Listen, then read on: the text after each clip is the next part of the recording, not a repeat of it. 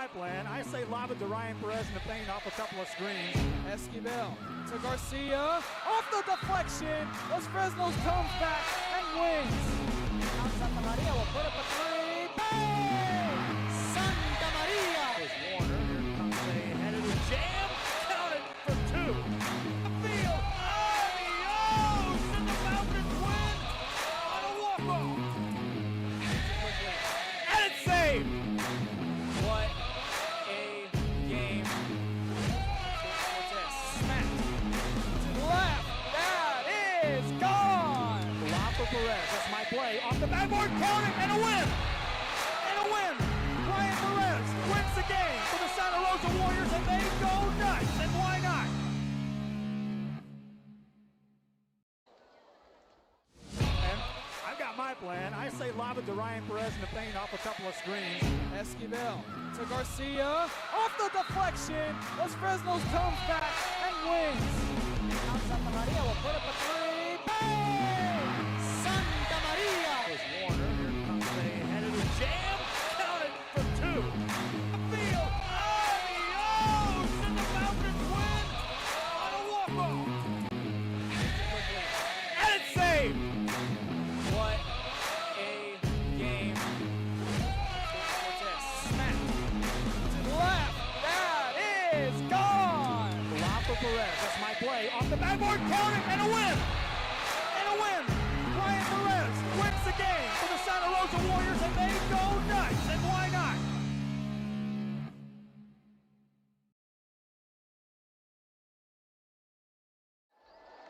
Good evening, ladies and gentlemen. We are coming to you live from the Buccaneer Stadium here in Corpus Christi, Texas, as the Longhorns from Laredo United are here to go up against the undefeated, unbeaten Falcons from Los Fresnos High School. This is Ignacio coming to you live from Buccaneer Stadium here in Corpus Christi, Texas. And we want to thank everybody for your cooperation and patience as this game was delayed 1 hour back from the matchup we had here at Buccaneer Stadium earlier today, as the Rattlers from San Marcos came and defeated the Bobcats of Edinburgh High School 33-3. And during that matchup, there was a 2-hour delay. And because of that delay, this game had to be pushed back an hour. But small clouds covering the Knights here in the 3-6-1 as the home crowd of Los Fresnos making some noise as their players make their way into the tunnel. And I want to take this time to thank the athletic department here at Corpus Christi ISD for allowing us to use their fan/official mic feed, so you'll be able to get a good energy level coming from both sides, primarily from the Falcons of Los Fresnos, as we're up in the booth on the home side, and of course Los Fresnos being the home team here tonight. We're just about 7 minutes away from kickoff. What I could anticipate will be the best matchup that we have remaining in the second round of the UIL playoffs. Now let's take a look at the current standings from both these teams. The Falcons, as I mentioned, unbeaten, undefeated, 11-0 and unbeaten in district play. And with that being said, of course, they get the outright district championship as the Longhorns from Laredo United make their way onto the field. And don't let those bleachers fool you from our angle, because we got a packed house here on the home side. Los Fresnos coming off a victory last week over Edinburgh Condominiums, and I had the pleasure of covering that game at Los Fresnos, where the Falcons came away with a 35-10 victory. The runner-ups of District 32-6A were Harlingen, the Cardinals. And let's scratch it off for a second. Here come the Falcons of Los Fresnos.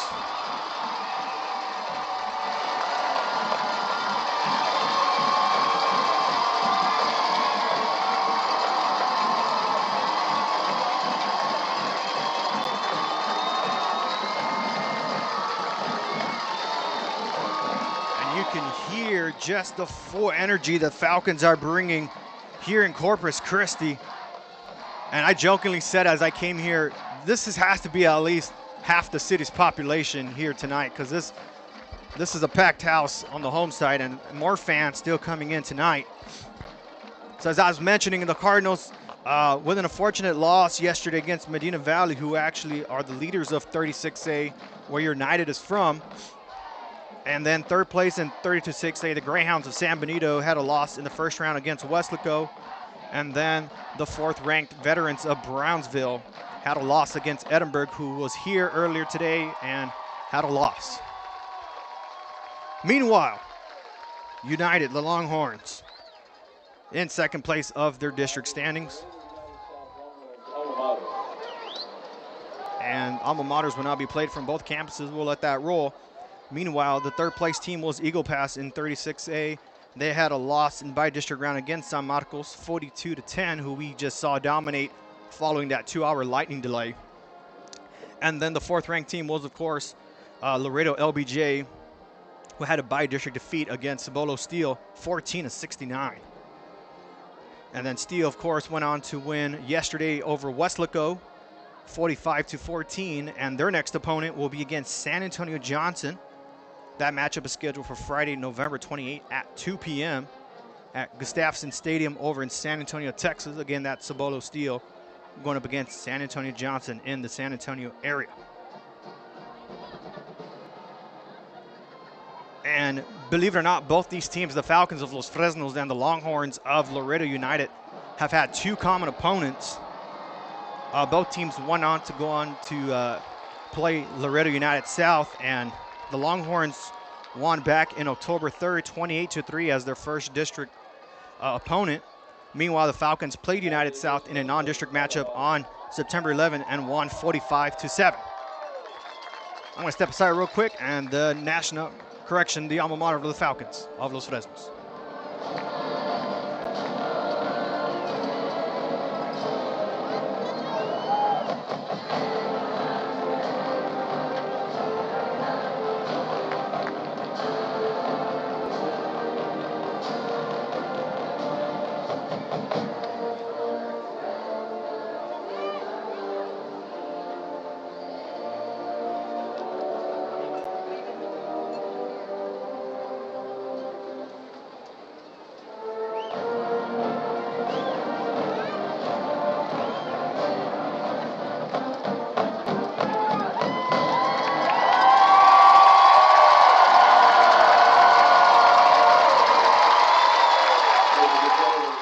Again, just a lot of energy coming from the home side of Los Fresnos.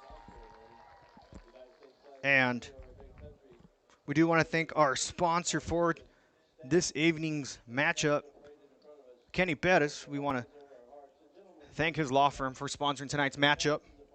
And the other common opponent they had were San Benito. Laredo United played them back on September 12th. They beat the Greyhounds 31-10.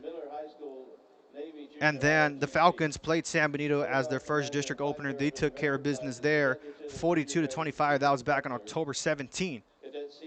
So both teams, I would say, are pretty well balanced, but I would slightly give the edge to the Falcons because they are the undefeated, unbeaten team here.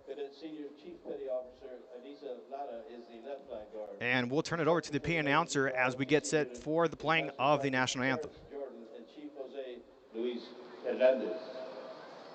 Now, will everyone within hearing distance of the music please rise and remain standing in respect for our country and our nation's flag. Ladies and gentlemen, our national anthem.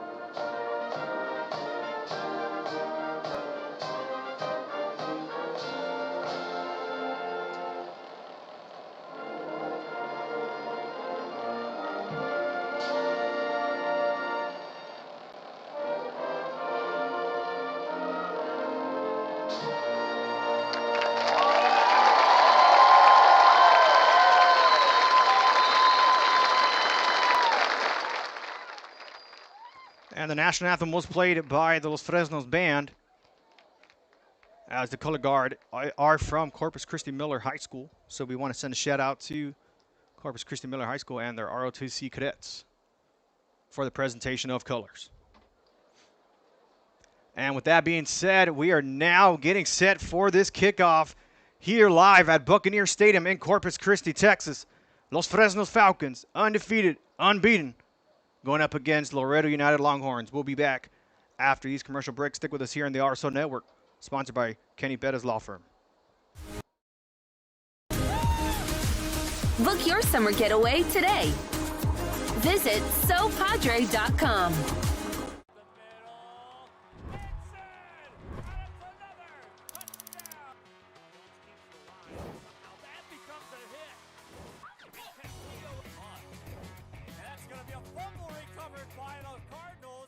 If you've been in a car crash, call Kenny.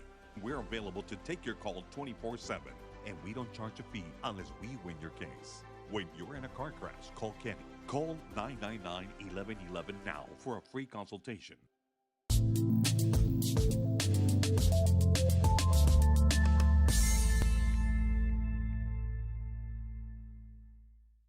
Rev up your future with Texas Southmost College's Auto Body Repair Program. In just 2 semesters, you'll gain the skills to become an auto body repair specialist.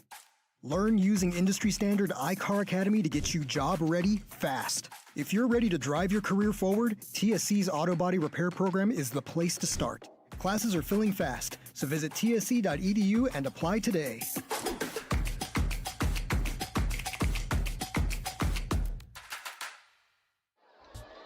And we are back here on the RSO Network, sponsored by Kenny Pettis Law Texas Injury Lawyers, as both teams are breaking out of their huddles to get set for this kickoff here tonight. Some of the players to look out for from both teams. First, let's take a look at United Longhorn side of the field. Quarterback number 10, Jorge Luna Sr. Running back number 23, Juan Lopez. Wide receiver number 82, Colt Lozano, the main target for Luna. And over on the defensive side of the ball, number 12, Ethan Estrada, and number 14, Aveyan Alfaro. Now, over on the home side of the Falcons, number 2, Robert Pineda, quarterback, and number 4, running back Tyler Stakoviak, and main weapon for Pineda, number 84, Enrique Guerra. As the Falcons initiate what looked like kind of a fake kickoff there, as we look over the defensive side of the Falcons, number 0, Juan Sanchez, and number 90, Fernando Garcia. Kick is off, and here we go, folks, here tonight at Buccaneer Stadium. The Longhorns receive it at the 5-yard line, run it to the 15, and will be stopped at about the 20. As the player does go down just past the 20-yard line. And the Falcons wearing the all-maroon jerseys with the gold helmets, and the United Longhorns in the all-whites. 1st and 10 for the Longhorns. Ball will be placed at the 22-yard line, and that is where Jorge Luna and the Longhorns will get started here tonight.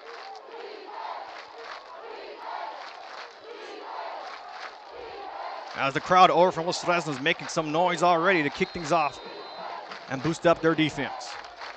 1st and 10. Shotgun formation, 2 receivers on the left. Ball snap, looking in that direction. Gonna rip it down the middle. Caught by number 82 in the 40-yard line. Great reception there early on by the Longhorns. Catch was made by number 82, Colt Lozano. That'll be about a 19-yard gain for the Longhorns. Fresh set of downs for Laredo United. Still going to keep that spread shotgun formation. Now they have 3 receivers on the right. Colt on the far outside of the sideline. Just going to hand it off down the middle. Cuts inside and will get about 6 yards on this play.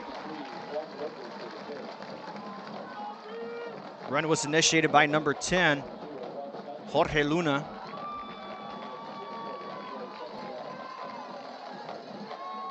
Correction, that was the handoff by Luna. 2nd and 4 for the Longhorns.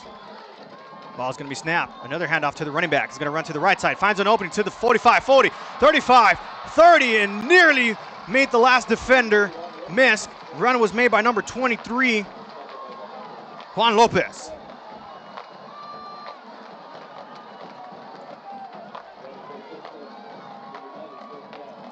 Some great movement of the ball in the running game, especially by Luna early in this game. Lopez early in this game. Now gets in Falcon territory. 1st and 10 at Los Fresnos 29. 3 receivers on the left-hand side. If it's a pass, I can expect it to go that way as they motion the running back in that direction. He's just going to keep it himself to the 25, 20. And we'll just go out of bounds at about the 17-yard line. Luna with the keeper there, following the pressure from the Falcons' defensive front. So United using their legs early on to get the ball moving down the field. Now get in the red zone. 1st and 10 at the 18. 17-yard line. Los Fresnos, non-complete setup here. Would expect a bit more urgency on the defensive side as number 20 now makes a run to the left side. Will he get through the defenders? No, he won't. Does get some yardage from that play. Run was initially made by number 20, Aiden Ochoa, on the carry. Will get maybe about 3 yards on that play. 2nd and 7 now for the Longhorns.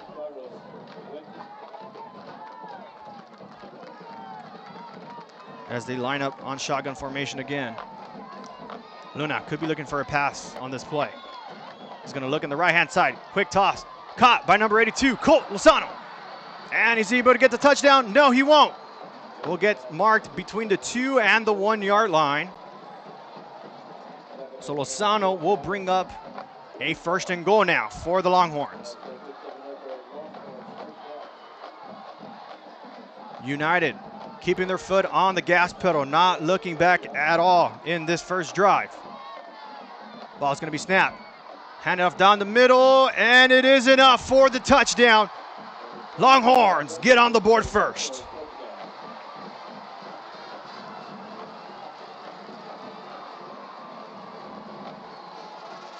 United with early, powerful leg movement by carrying the ball throughout this matchup. Able to convert on their first drive for a touchdown. As the extra point now gets set up here. Ball's going to be snapped. And it gets deflected off the line for no good. Just the momentum the Falcons needed following that first defensive drive. Let's pull up that replay here on the extra point attempt, as I'm noticing one of the Falcon defenders running to the sideline.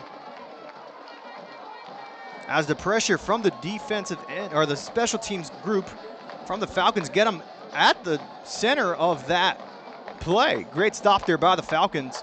They'll get themselves on offense after this commercial break. We'll be back in the RSO Network, sponsored by Kenny Pettis, Law Texas Injury Lawyers.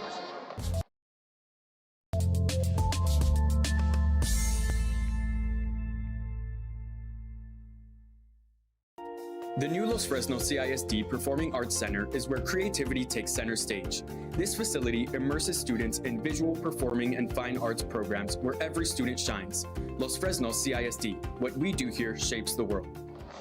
And we are back on the RSO Network. If you're just joining in, United Longhorns on their first offensive possession march their way down to the end zone 4-6 and get their extra point attempt blocked by the Falcons, and they will be up 6-0.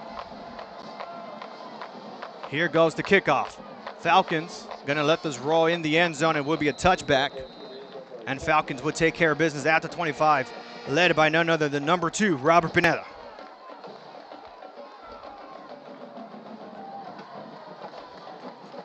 The Falcons, under the senior leadership of Robert Pineda, looking to put themselves on the board on this first offensive possession. As the coaching staff of the Falcons group up before they line up to begin their first play. 1st and 10, ball placed at the right hash mark of the 25. And here we go, shotgun formation. 3 receivers tight on the left. We're gonna motion them all to the right. They do all have to be set before the ball snapped. And they do. Pineda's just gonna keep it to the right-hand side. Gets an opening, and will get about 5 yards on the play. A good start up there for the Falcons, getting themselves in manageable positions. 2nd and 5 now for Los Fresnos. as the crowd continuing to make some noise, especially from the Los Fresnos side. Los Fresnos fans patiently waiting to see if they can get some big gains of yardage just like the Longhorns did earlier. Clock ticking, about 8.5 now. Some early motion before the ball was snapped. Let's see what the call is on the field. It could be a false start against the Falcons. False start on the offense, number 62. 5-yard penalty, still remains second down. So some early movement by the Falcons will push them back 5, so it'll be 2nd and 10 now for Los Fresnos as they try to shake that off and see if they can get themselves for a first down, if not more.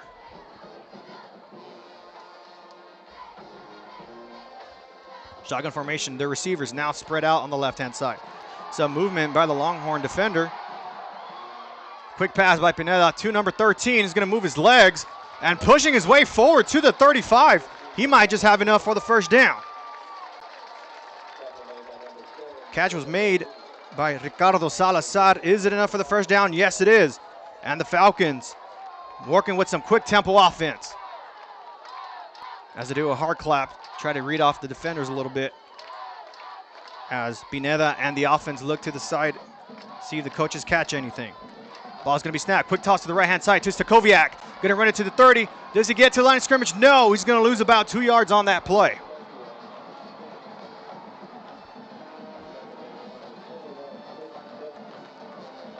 So it'll be 2nd down and 11 for the Falcons. They lose 1 yard on that attempted run.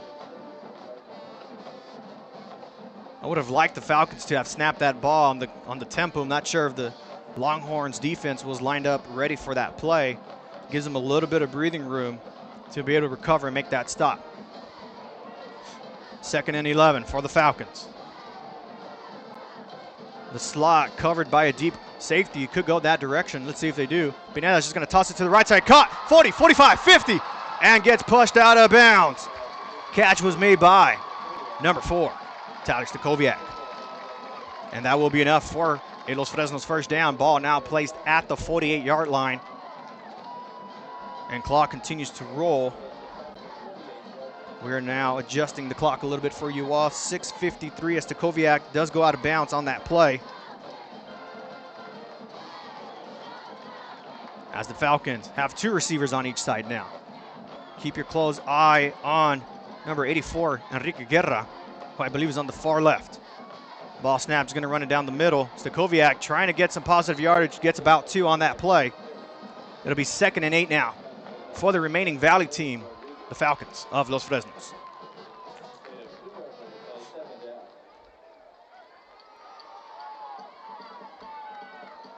Falcons able to move the ball. Did have a false start penalty early in this drive. Had them push back 5 yards, but no issue with Stakoviak on the Falcons side getting themselves a first down. 2nd and 8 now for Los Fresnos. 2 backs next to Pineda. Motioning to the left side. Ball's going to be snapped. Going to be a keeper and is going to swing it to number 13, but drops it as the officials will make the stop there, and it will be considered incomplete as the pass was made forward from the initial toss. The intended target, I believe, was number 13, Ricardo Salazar again. 3rd and 8 now for Los Fresnos. This is their first 3rd down. Let's see if they're able to convert for a first down, if not more.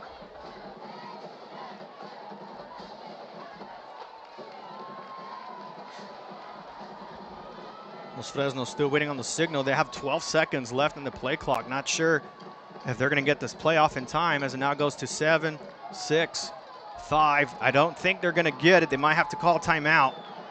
Let's see what they do. And a timeout will be called as the play clock just landed at 0. Los Fresnos, that's their first charge of the half. So Los Fresnos needing to use their first timeout at the midfield, 3rd and 8. Let's see what they do when we come back here on the RSL Network, sponsored by Kenny Pettis, Law Texas Injury Lawyers.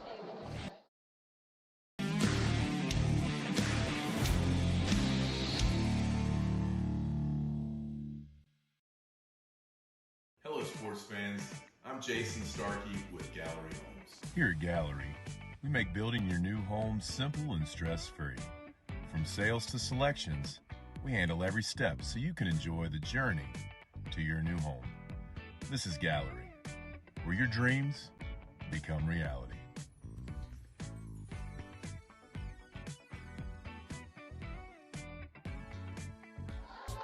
And we are back on the RSO network. Los Fresnos, 3rd and 8 at the midfield. Need to get to about the 42 of Longhorn territory if they're looking to extend this drive. Ball's going to be snapped. A double reversal with a flea flicker from Pineda down to the right hash mark and open, 25-20. Brought down to about the 18. A great play call there by the Falcons. Catch was made by number 13. Ricardo Salazar, let's put an eye mark on him, as he's been a weapon already early on in this matchup. Falcons now in the red zone, 1st and 10 at the 18. Pineda getting some clarification with Lucky Perales, number 1, the slot receiver. And Salazar is going to motion to the middle slot, and the outside is 84, Enrique Guerra. So some tough weapons on the left side for the Falcons. Let's see if they go that direction. No, they're just going to hand it off down the middle, and is quickly met by a duo of Longhorns. No gain on the play there, and that will bring up 2nd and 10 for Los Fresnos.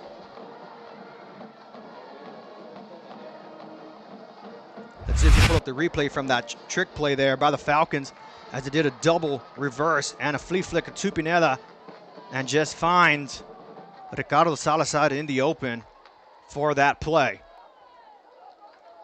2nd and 10 now for Los Fresnos.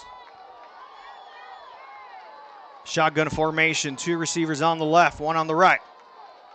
Ball snapped. It's going to be a keeper, and Pineda gets maybe about 4 yards on that carry, which will bring up 3rd and about 6 for the Falcons. Ball is going to be placed just past the 15-yard line. I'd say it's between the 15 and the 14. They do need to get to about the 9 if they're looking to extend this drive. This is still just the first offensive possession by Los Fresnos, and they've done a pretty good job chewing up this clock about 5 minutes into this drive, and they're still pushing. Let's see what the Falcons do here on the 2nd, 3rd down conversion. Empty set. Ball snap. Pineda looking to the left. Going to find an open receiver as he makes a defender miss and gets brought down at the 9. Let's see if that's enough for the first down.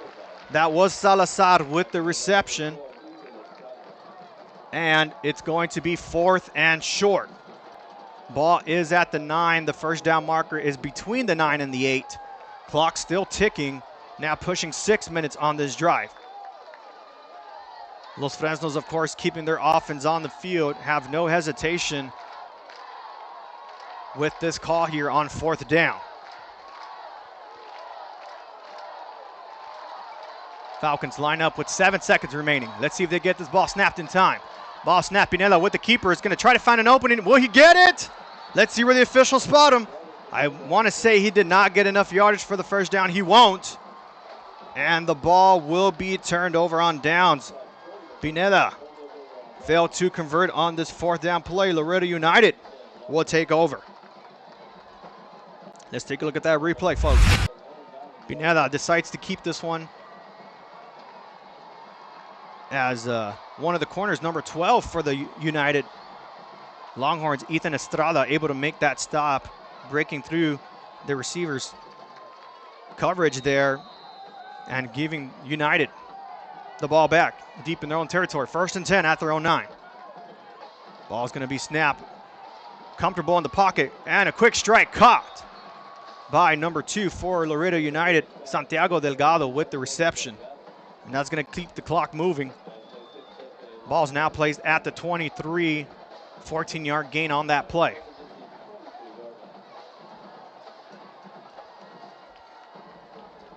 United looking to add more on the board. 2 receivers on each side. Ball's going to be snapped a little high, but still caught. Running back's going to try to find an opening. Won't get anything, but gets 3 yards instead. 2nd and 7 now for the Longhorns. Ball carrier was number 23, Juan Lopez.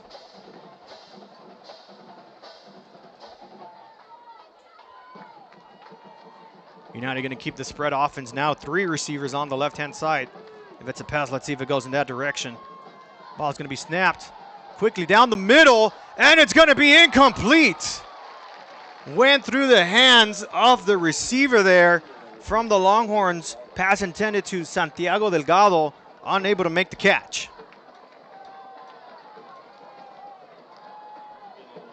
Third and 7 now for the Longhorns. Let's see if the Falcons are able to put a stop here and give Pineda another chance on offense.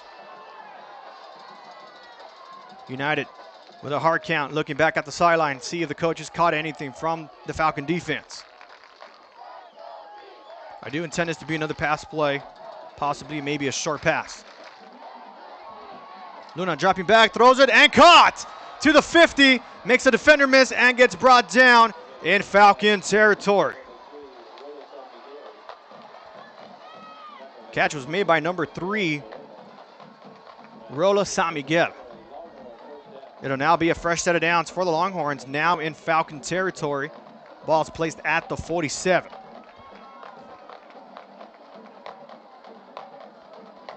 And United in control early on in this game, 1st and 10. 3 receivers again on the left. It's going to be a handoff down the middle. It's going to find an opening on the right side to the 40 and get brought down at the 35. A 12-yard gain on the play by number 23, Juan Lopez.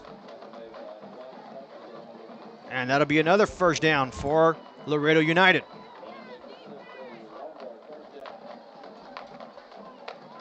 Same formation. Would not be surprised if they run the same play. Going to find a receiver again. Thought about throwing, is going to keep it himself and is going to slide down near the 30-yard line is where the slide initially was made, and that's where they're going to spot him. So 2nd and 5. Need to get to the 25 or more.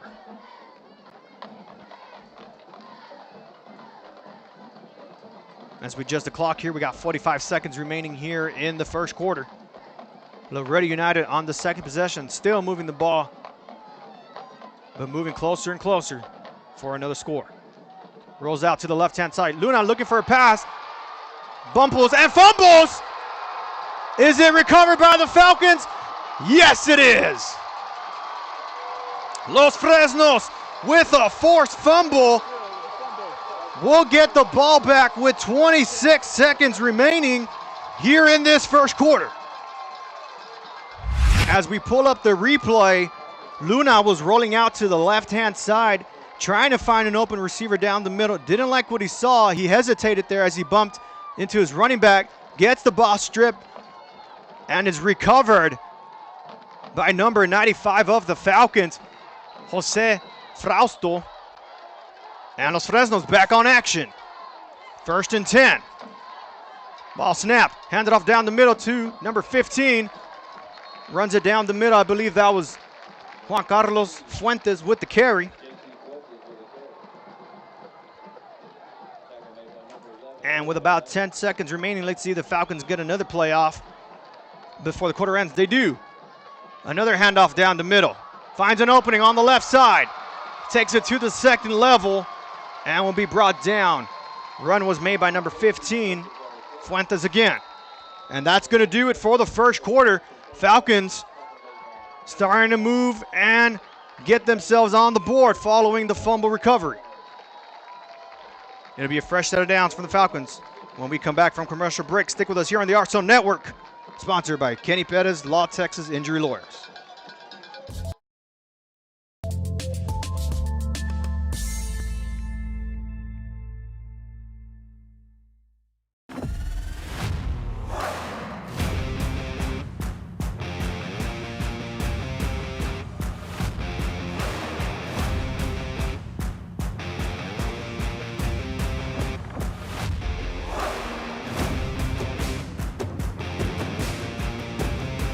Time to take a new look, maybe your first look at Buick. If smart, hip, and affordable is for you, Buick's your brand. Fruya Buick, Brownsville, Texas. And we are back on the RSO Network. 1st and 10 for the Falcons. Pinada's going to keep it, tries to find an opening. I believe he had enough to keep it at the line of scrimmage. He does. And that'll bring us 2nd and 10 for the Falcons.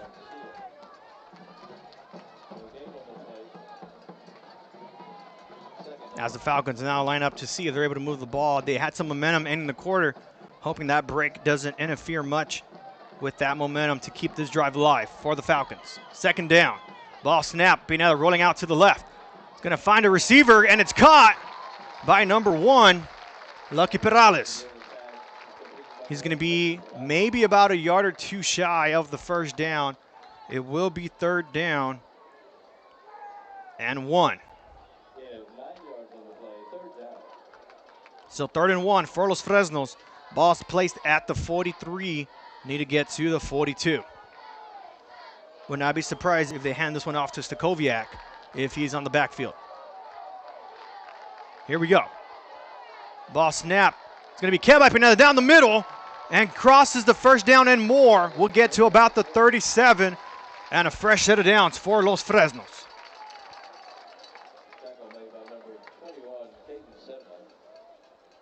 As the Falcons move with some tempo, 3 receivers on the right. They're going to call it now. They're going to look to the side, try to read off the Longhorn defense. Ball snap. Quick toss to the right-hand side, number 1, Perales. And we'll move forward. Gets maybe about 6 yards on that play.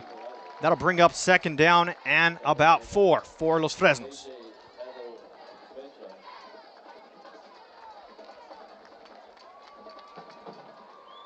Los Fresnos trying to utilize all their weapons as best as they can. Noticing some great early play action by Pineda with some keepers and using Salazar, number 13. Let's see if they keep it that way or involve more weapons on offense. Ball snapped a little high. It's going to be a keeper by Pineda. Tries to run it to the outside, able to make the defender miss to the 30, and will just run out of bounds at about the 26. And it will be enough for a first down for the Falcons as the chains move along with the clock. And they're actually going to pause it temporarily to let the chain set up here. So 1st and 10 for Los Fresnos. Ball will now be placed at the 26. And they'll actually pause the clock here just for a bit here before the ball gets snapped, and there it goes. Looking to the right-hand side, caught by number 13 again, Salazar. Nearly made that second defender miss. Tackle made by number 1, Alfred Aromensa. As the Falcons able to get about 5 yards on that play. 2nd and 5 now for Los Fresnos. Ball placed at the 21. Again, Los Fresnos, the last remaining Rio Grande Valley team in the UIL State Football Playoffs, trying to get themselves on the board and potentially take the lead following the extra point. 2nd and 5.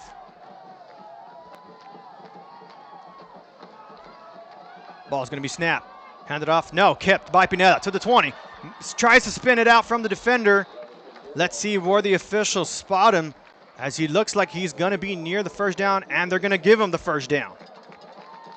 Fresh set of downs for Los Fresnos. That'll bring up a first down in the red zone now.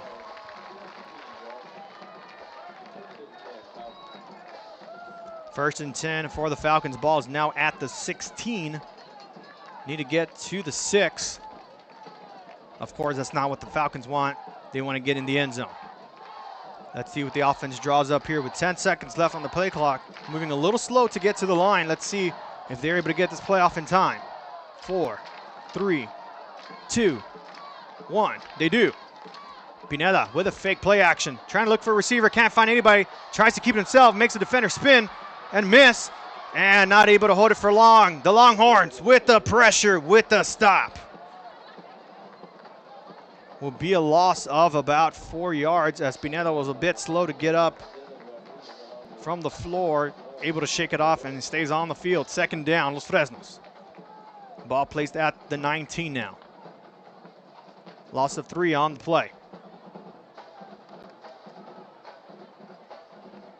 Falcons going to have 2 receivers on each side of the field. Could it be a short pass or a run by Stakoviak, who's next to him? Ball snap, Pineda dropping back, looking for a pass. Stakoviak wide open down the middle to the 10, the 5, mama! There goes that man for the touchdown. Stakoviak puts the Falcons on the board, and we have a tie game. pending the extra point.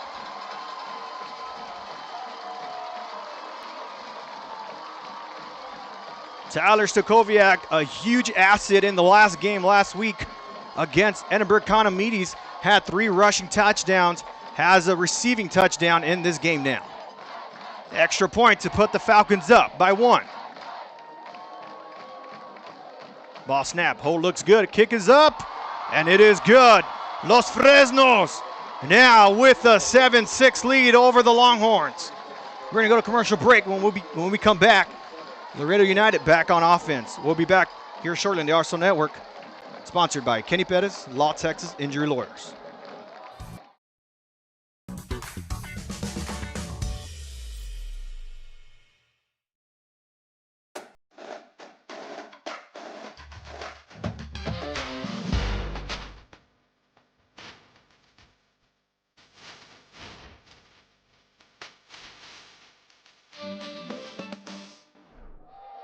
And we are back in the RSL Network, sponsored by Kenny Pettis, Law Texas Injury Lawyers.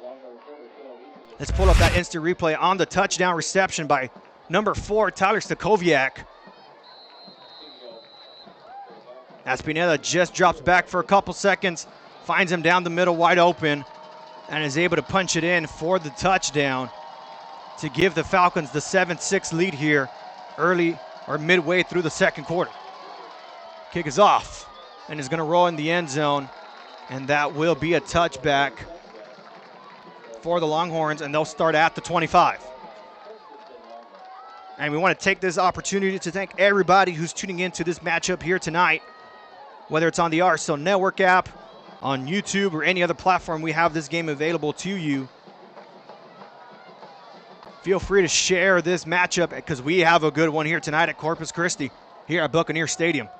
The Falcons up 7-6. Laredo United Longhorns back on offense. 1st and 10 at the 25.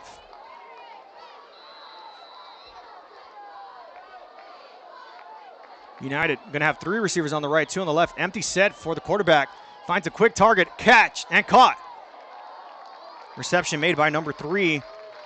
Rola San Miguel gets about 7 yards on that play. It'll bring up 9 yards on the play. They mark him just shy of the first down, so 2nd and 1 now for the Longhorns.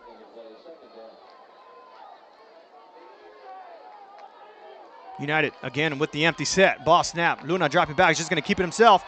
Will he make the defender miss? Not really. However, he does get enough for the first down as he muscles and lunges his way forward.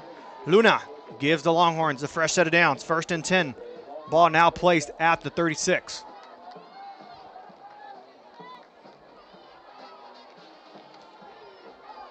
And they're going to keep this empty set. I would not be too surprised if they keep this set on this drive. 1st and 10. Throw it long and deep, and it is caught. Great reception there made by the Longhorns. Number 82 with the catch. Colt Lozano again with another big reception. 1st and 10 for the Longhorns. Now in Falcon territory. Ball's placed at the 41 with 6:40 now remaining left in the game.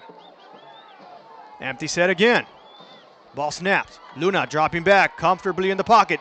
Now gets disrupted. Now has to keep it. Is he going to be able to beat defender? No, but he does get 8 yards. Stays in bounds, and the clock will move. Great stop there by the Falcons, allowing Jorge Luna to get that first down. It's going to be 2nd and 3. So 7-yard carry on that play.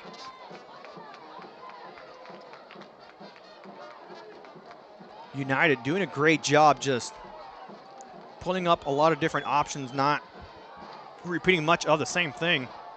As he makes a quick strike, and an incomplete pass is called. Those Fresnos fans thinking that was a fumble, but he did not maintain possession on that reception, so it will be incomplete, and it'll bring up 3rd and 3 now for the Longhorns. Luna again keeping this empty set. That team's able to find Cody again on this play. Going to motion it to the jet sweep. It's going to run it to the left-hand side to the 30, and it will be enough for the first down for the Longhorns. The intended runner was number 20, Aiden Ochoa with the carry. So it'll be 1st and 10 for Laredo United at the 28. And again, no running back beat next to Luna. Ball's going to be snapped. Again, a bit comfortable on the pocket. He's going to throw it deep, and it's going to be caught by none other than number 82, Colt Lozano. Touchdown, Laredo United. The Longhorns back in the lead following the first down by Laredo United, get themselves back up on the board as they get set for the extra point kick.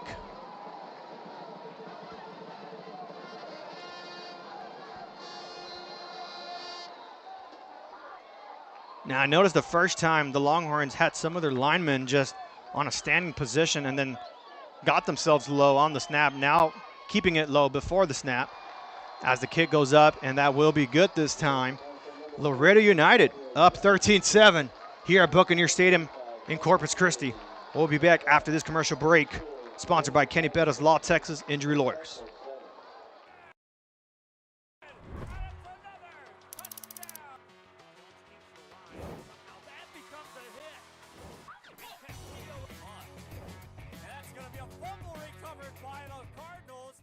Kenny Pettis came from a small town in Texas. At Kenny Pettis Law, we won't stop fighting until our clients get what's rightfully theirs. We're right by your side, no matter what.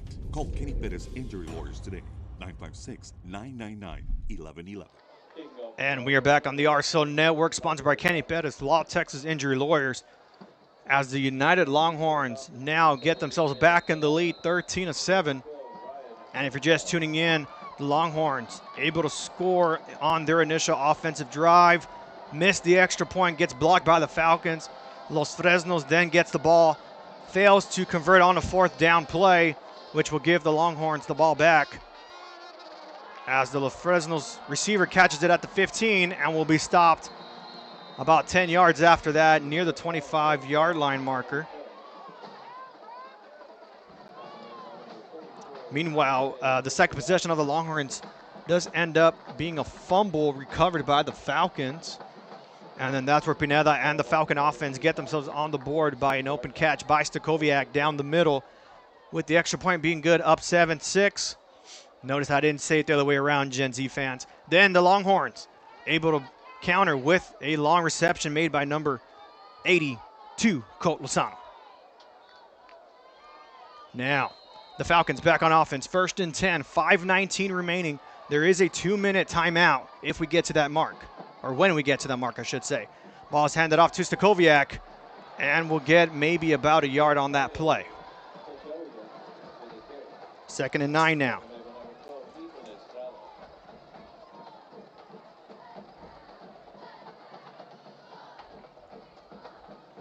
Los Fresnos looking to the side for the signal call by the Falcons.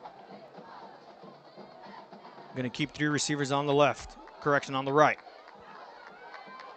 Pineda trying to move the ball for the Falcons. Going to drop back for a quick pass. Caught by number 1, Lucky Perales. Able to muscle himself a bit forward after the catch. Gets maybe 2 yards on that play. That'll bring up 3rd and 7 now for Los Fresnos. Let's see what the Falcons drop here. Maybe another trick up their sleeve like the last time on the reverse flea flicker. If not, maybe something else.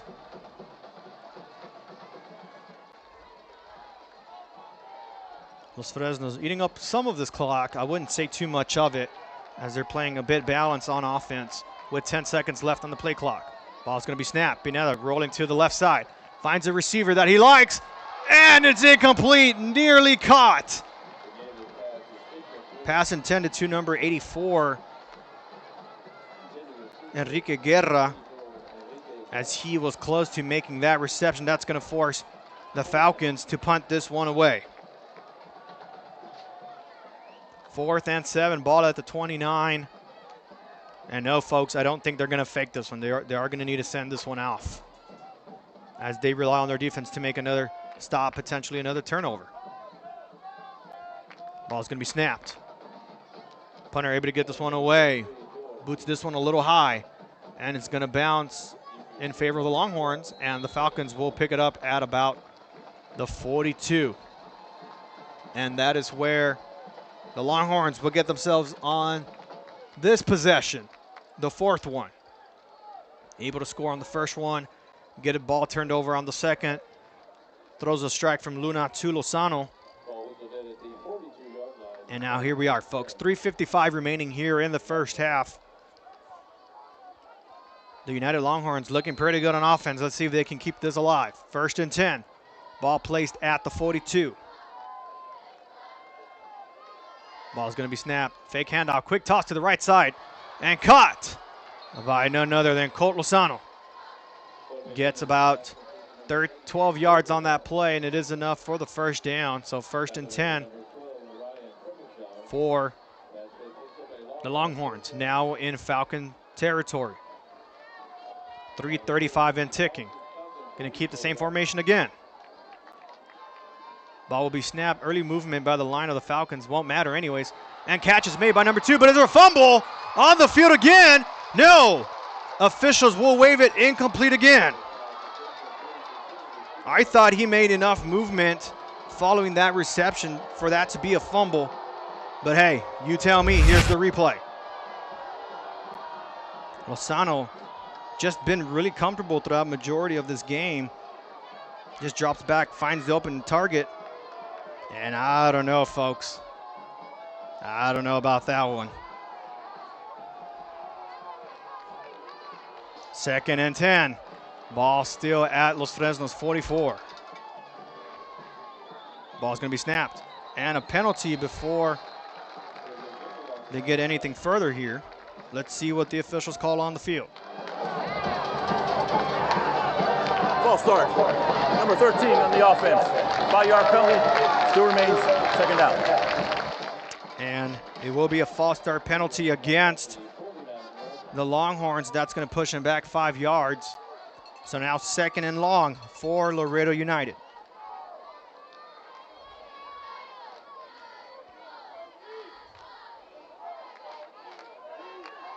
Second and 15. Ball now placed at Los Fresnos 49. Motion man to the left, number 2. Ball's going to be snapped, and it will look like it went to him for a second, but no, it's a screen on the opposite direction. Able to get 5 yards on the play, gets back to the original line of scrimmage. And that'll bring up 3rd and 11. He only gets 4 yards on the play.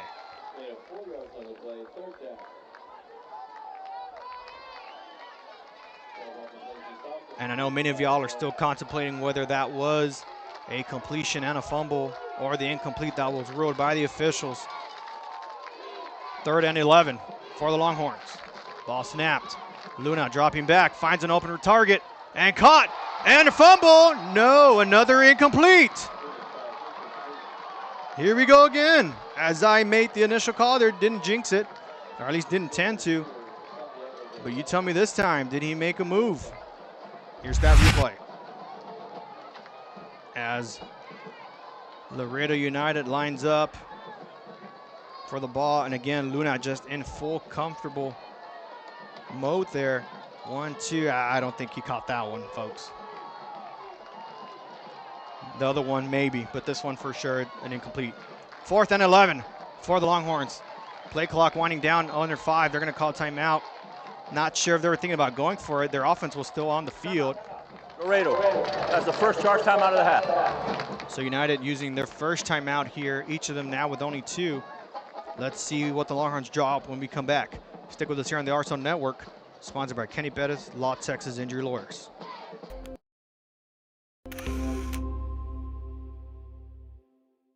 Permatemp Personnel Services has been servicing local businesses for the past 29 years. Leave the hiring to us. Let us become your personal hiring guru. We have a network of skilled employees to fit your needs. Your success is our strategy. Don't hesitate, call us now. And we are back in the RSO Network, sponsored by Kenny Bettis, Law Texas Injury Lawyers. And Laredo United now facing a 4th and 11 here. Ball placed at the Los Fresnos 45. Need to get to the 39. And they're going to keep their offense on the field. They feel good about themselves getting this first down, if not more. as the Falcons fans now stand up on their feet to make some noise for their defense. Ball snap, looking for a short pass. Will he get it? No, incomplete. Nearly caught by number 2. Santiago Delgado won't get it. And the Falcons now get the ball on the turnover on downs. Let's take a look at that replay on the near reception there by the Longhorns, as Luna, what I intended was going to be a short pass down the middle or out. Finds the open target, but just unable to get it. And now the Falcons, 1st and 10, as the crowd noise went out a little bit. We'll see if we can get that back for y'all.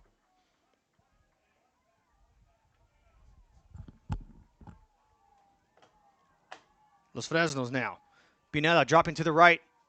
Is going to find a receiver caught by number 1, Lucky Perales, and he's going to get maybe about 2 or 3 on that play.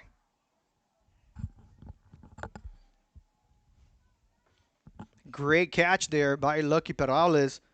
That's going to give the Falcons a 2nd and 9 on this play.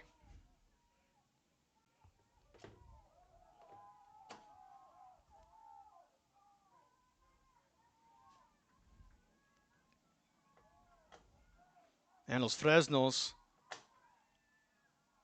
with some confusion here, not sure if they'll get this ball off in time, and they will call a timeout. Correction, it's actually going to go down to the 2-minute timeout. So 2nd and 9 for the Falcons. We'll go to commercial break, and when we return, Los Fresnos, 2nd and 9, ball at the 46. We'll be back on the RSL Network. Sponsored by Kenny Pettis, Law Texas Injury Lawyers.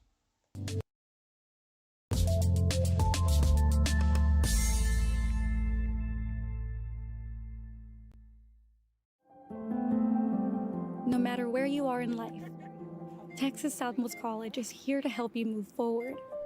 Whether you're starting fresh, changing careers, or gaining new skills, TSC has affordable programs designed to fit your goals. It's time to take the next step. Think big. Think bright. Think TSC.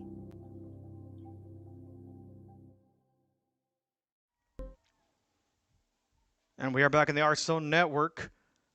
Los Fresnos coming off the 2-minute timeout here. We'll get a fresh set of downs. Or correction, it'll be 2nd and 9. Ball's going to be placed at the 46 as they try to add some points on the board before halftime.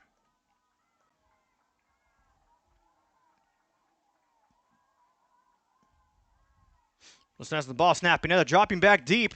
Tries to find an open receiver. Is going to go long. And it's going to be nearly caught by number 1, Lucky Perales. That's going to be an incomplete pass. Almost. I mean, he was open. If the ball was thrown just a little less of the distance, I think he would have caught that and might have gone out of bounds. Or if he was able to keep his balance, might have stayed on the field and could have gone for more.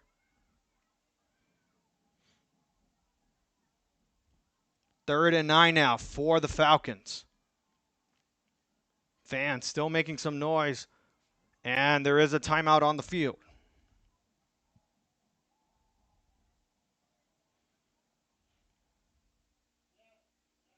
So Los Fresnos will use, I believe, their 2nd timeout. They do have one remaining with 1:53 left to go. And we'll stick with y'all just for a little bit as they huddle up and see what they can draw up here.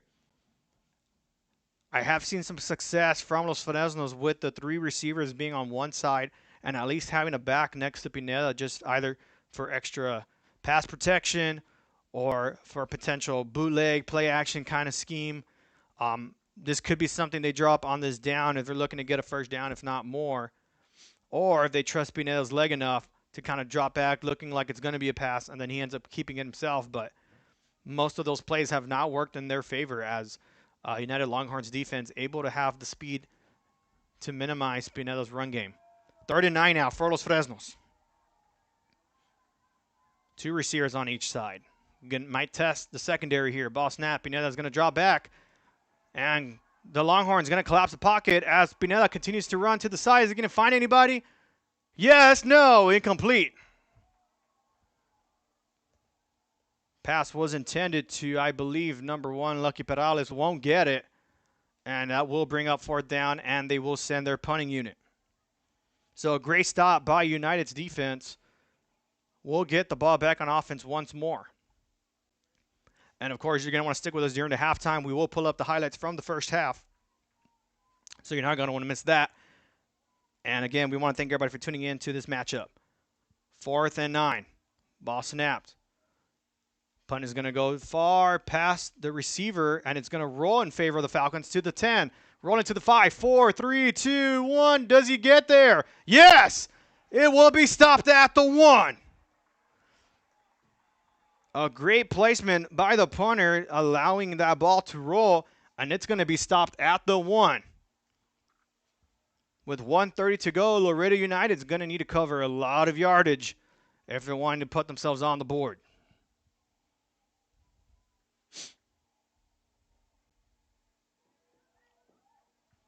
Let's see what the Longhorns elect to do here on this 1st and 10.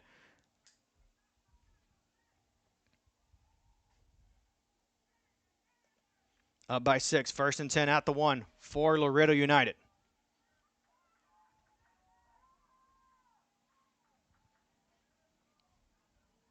They're going to be in shotgun formation.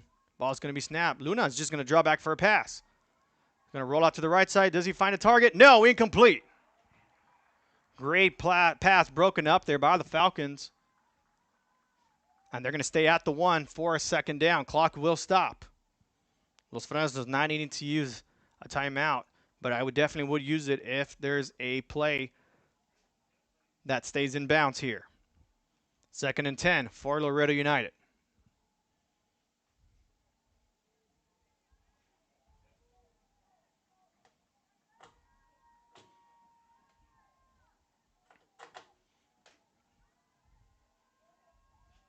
Let's see what they draw up here as they make a quick toss to the right side. It is caught by number 82, Colosano, for a 12-yard gain, and it is enough for a 1st down.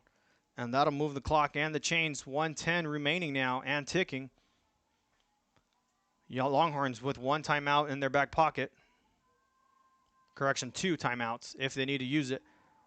Luna breaks the tackle, runs it down the middle, and will be stopped near the 20. And that'll bring up 2nd down and about 3 remaining for the Longhorns and a timeout.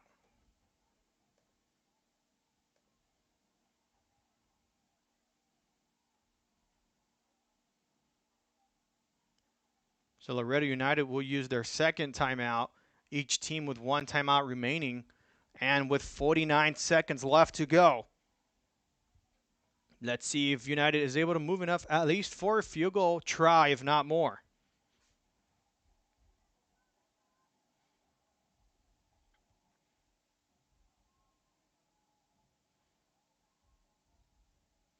And again, we want to thank everybody who's tuning in to tonight's matchup.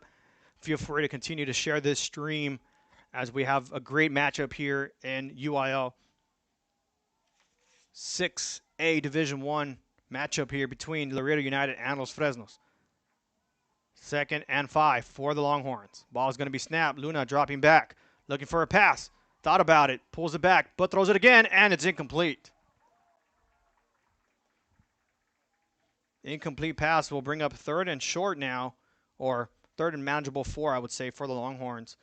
Not able to make that reception as the Falcons hopefully able to make one more stop and get themselves on offense with some time remaining with their timeout in their back pocket.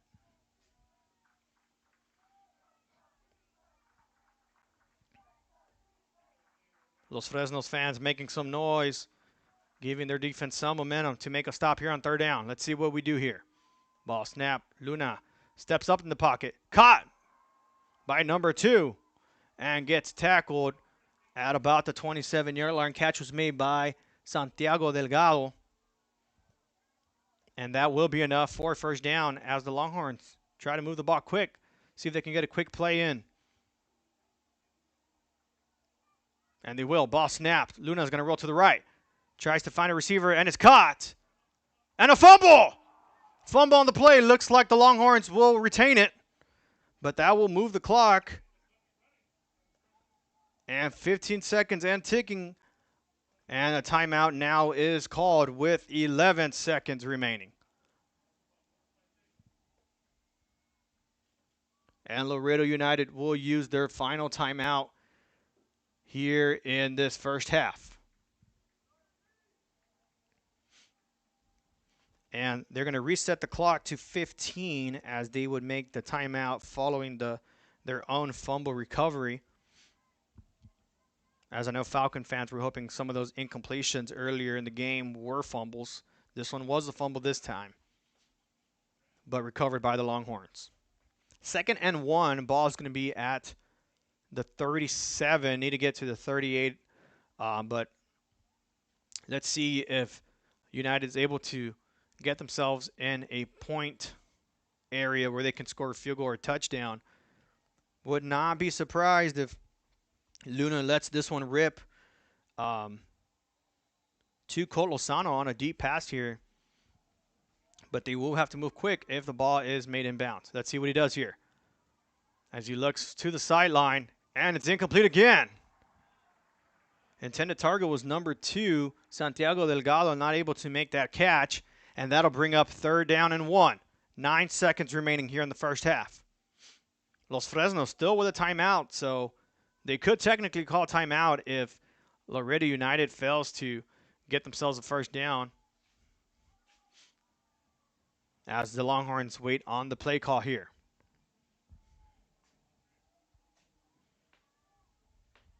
Let's see what we do here. 3rd and 1. Jorge Luna dropping back, looking for a pass on the left side. Finds an open target, wide open, caught by number 20. And I don't know if he got out of bounds in time. They are going to stop it with 2 seconds remaining. Catch was made by number 20, Aiden Ochoa. And it'll be at the Los Fresnos 48. And the officials needing the play clock reset it. They will get it. 2 seconds remaining, and Jorge Luna might just be throwing this one deep as Los Fresnos have 5 secondary defenders backed up at about the 20, with only 3 linemen in the front and a couple linebackers near the first down marker. Here we go. Luna dropping back is going to rip this one far to the right. Intercepted by Los Fresnos to the 40, 45, 50, 45. Does he have the edge? Cuts inside, 30, 25, 20. Mama, there goes that man. Touchdown, Los Fresnos on the interception. None other than junior number 12, Prepashaw, with the pick 6. Let's see that replay, folks. Prepashaw just cuts the receiver there. He's going to work his way on the edge. Cuts inside, makes 1 defender miss, 2 defenders miss. Does he have the speed? Abso-freaking-lutely, folks. Los Fresnos with the touchdown play there. As the officials get together, not sure what they're discussing. As of now, the scoreboard has it tied 13 apiece. Not sure. I don't see a penalty on the field, as the officials are getting together to see if there was a penalty or not. I don't know. I don't see any flags on the field. As we wait to hear what the clarification is on the play.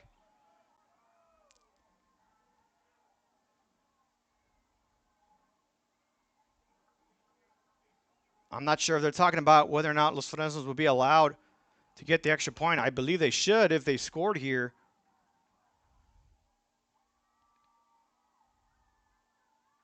As the main official is talking to Coach David Cantu following the interception. And I want to say they're waving off this pick 6. As the fans begin to boo here on the Los Fresnos side. Let's see what the call is on the field.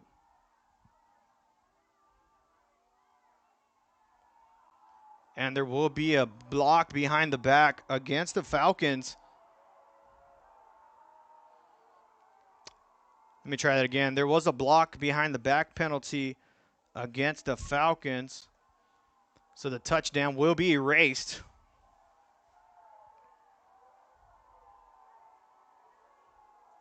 And Los Fresnos with the interception will have a 1 untimed down before taking this one to halftime. Wow, that would have been a great play.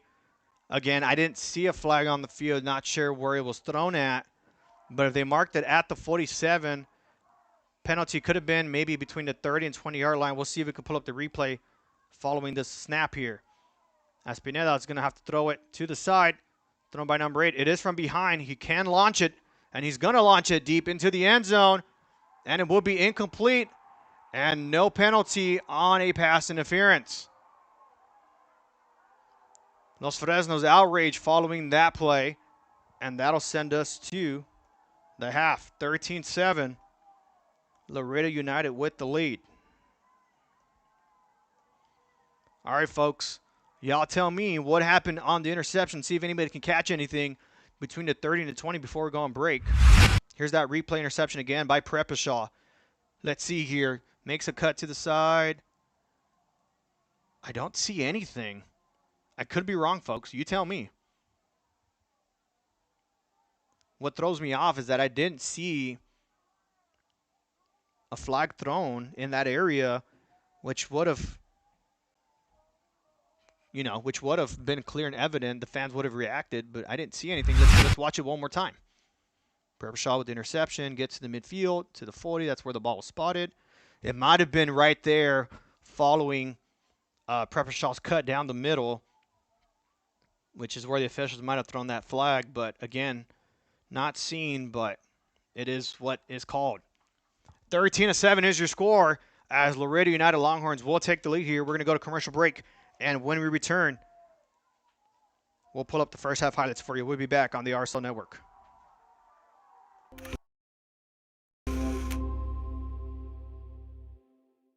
South Padre Island. Enjoy endless activities for all ages. Then dance the night away with live music. Savor fresh seafood and discover unique food trucks and shop our charming boutiques. What are you waiting for? Escape the everyday at South Padre Island.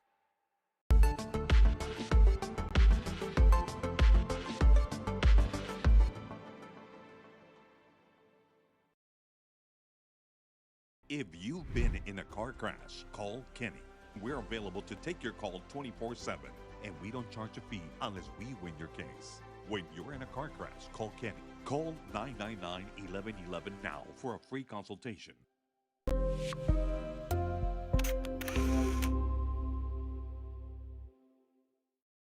At Tortilleria Ibañez, flavor starts fresh every day. Crispy flautas, homemade tamales, and our signature chicken salad, all made for you. Tortilleria Ibañez, tradition on every plate.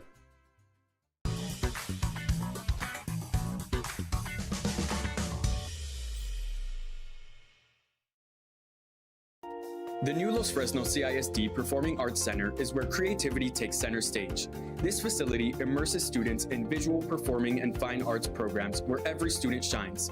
Los Fresnos CISD, what we do here shapes the world.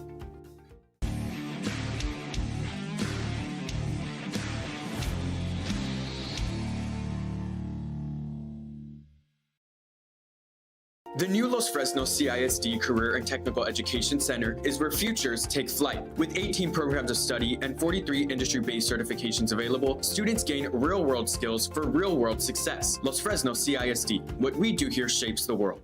Kenny Perez came from a small town in Texas. At Kenny Perez Law, we won't stop fighting until our clients get what's rightfully theirs. We're right by your side, no matter what.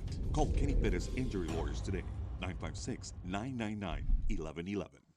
And we are back on the RSL Network here live at Buccaneer Stadium in Corpus Christi, Texas, as the Longhorns of Laredo United are up 13-7 over the Falcons of Los Fresnos. We want to thank our sponsor for this matchup tonight, Kenny Perez Law, Texas Injury Lawyers, as a somewhat controversial play was made towards the end of the first half. Interception made by Prepashaw. And we'll pull up that highlights for you in just a bit. You guys make the call for us. I was looking back at it a couple more times, and I would say it leans more towards a blindside block than a block in the back, but penalty nonetheless. I know Los Fresnos fans don't want to hear that. Laredo United fans wanting to make that case there. But if I'm going to be in Los Fresnos and I did not see a flag thrown, which I would have liked to have been more clear and transparent on the calling here by the officials. Meanwhile, Laredo United clear and evident for them that it was a block, a blindside block nonetheless. Meanwhile, we have the dance team from Laredo United Longhorns here with us, and we do have the first half highlights for you. They are ready, and here they are, the first half highlights from tonight's matchup.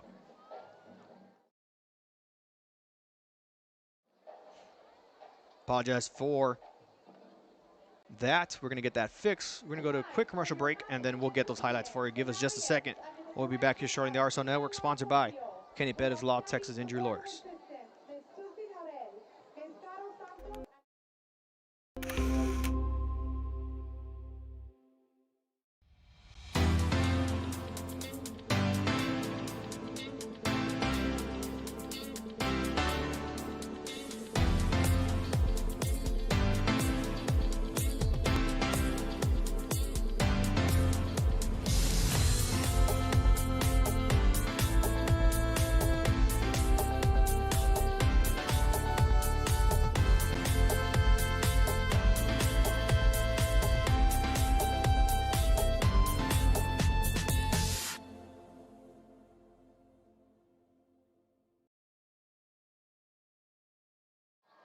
And we're back on the RSL Network, sponsored by Kenny Pettis Law, Texas Injury Lawyers.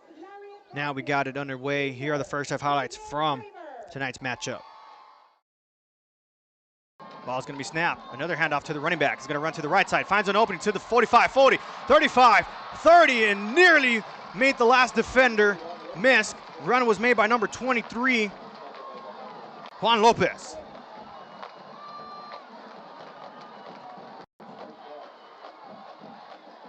United keeping their foot on the gas pedal, not looking back at all in this first drive. Ball's going to be snapped. Hand off down the middle, and it is enough for the touchdown. Longhorns get on the board first. Convert on their first drive for a touchdown. As the extra point now gets set up here. Ball's going to be snapped, and it gets deflected off the line for no good. Territory if they're looking to extend this drive. Ball's going to be snapped. A double reversal with a flea flicker from Pineda down to the right hash mark and open. 25-20. Brought down to about the 18. A great play call there by the Falcons. 7 seconds remaining. Let's see if they get this ball snapped in time. Ball snapped. Pineda with the keeper is going to try to find an opening. Will he get it? Let's see where the officials spot him. I want to say he did not get enough yardage for the first down. He won't. And the ball will be turned over on downs. Pineda on the second possession, still moving the ball, but moving closer and closer for another score. Rolls out to the left-hand side. Luna looking for a pass. Bumbles and fumbles. Is it recovered by the Falcons? Yes, it is. 4, 3, 2, 1. They do. Pineda with a fake play action. Trying to look for a receiver, can't find anybody. Tries to keep it himself, makes the defender spin and miss. And not able to hold it for long. The Longhorns with the pressure, with the stop. 2 receivers on each side of the field. Could it be a short pass or a run by Stakoviak, who's next to him? Ball snap, Pineda dropping back, looking for a pass. Stakoviak wide open down the middle to the 10, the 5, mama! There goes that man for the touchdown. United doing a great job just pulling up a lot of different options, not repeating much of the same thing. As he makes a quick strike, and an incomplete pass is called. And again, no running back beat next to Luna. Ball's going to be snapped. Again, a bit comfortable on the pocket. He's going to throw it deep, and it's going to be caught by none other than number 82, Colt Lozano. Touchdown, Laredo United. 3:35 in ticking. Going to keep the same formation again. Ball will be snapped. Early movement by the line of the Falcons won't matter anyways. And catch is made by number 2, but is there a fumble on the field again? No. Officials will wave it incomplete again. Whether that was a completion and a fumble or the incomplete that was ruled by the officials. 3rd and 11 for the Longhorns. Ball snapped. Luna dropping back, finds an open target and caught. And a fumble. No, another incomplete. As the Falcons fans now stand up on their feet to make some noise for their defense. Ball snap, looking for a short pass. Will he get it? No, incomplete. Nearly caught by number 2. Santiago Delgado won't get it. Try to move the ball quick. See if they can get a quick play in. And they will. Ball snapped. Luna's going to roll to the right. Tries to find a receiver, and it's caught. And a fumble!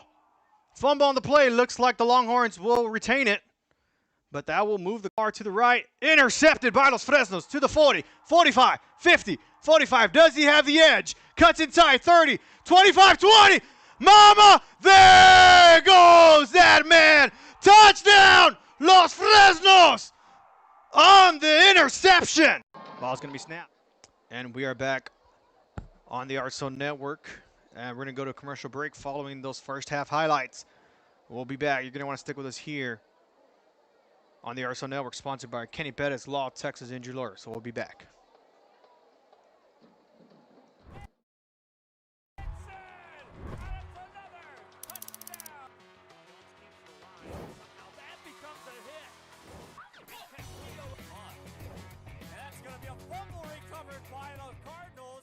Hello, sports fans.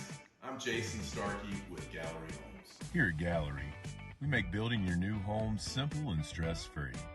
From sales to selections, we handle every step so you can enjoy the journey to your new home. This is Gallery, where your dreams become reality.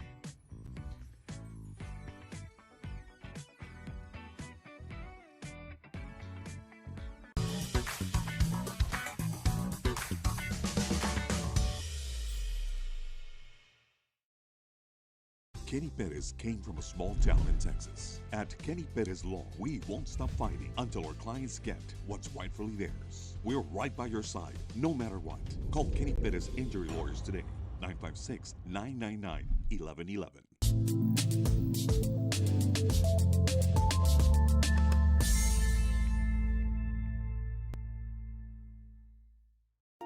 The new Los Fresnos CISD Performing Arts Center is where creativity takes center stage.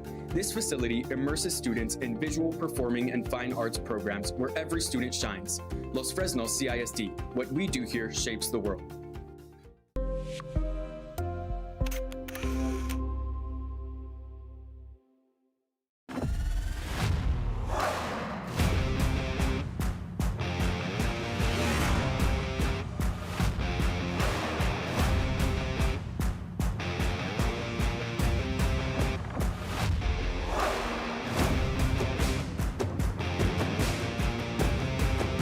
Elevation, AT4, AT4X, Denali.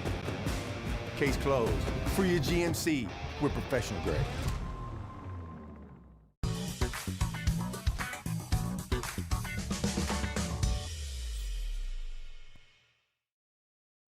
Permatemp Personnel Services has been servicing local businesses for the past 29 years. Leave the hiring to us. Let us become your personal hiring guru. We have a network of skilled employees to fit your needs. Your success is our strategy. Don't hesitate, call us now.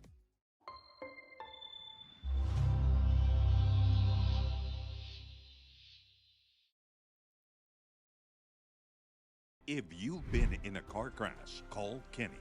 We're available to take your call 24/7, and we don't charge a fee unless we win your case. When you're in a car crash, call Kenny. Call 999-1111 now for a free consultation.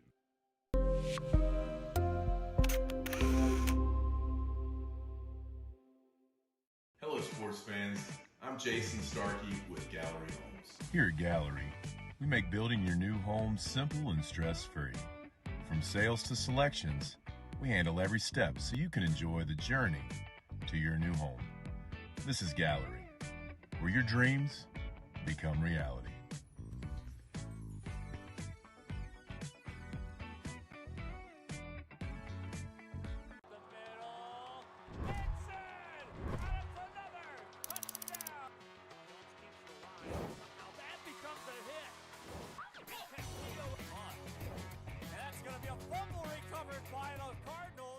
And we are back on the RSO Network. We are here live at Buccaneer Stadium in Los Fresnos, Texas.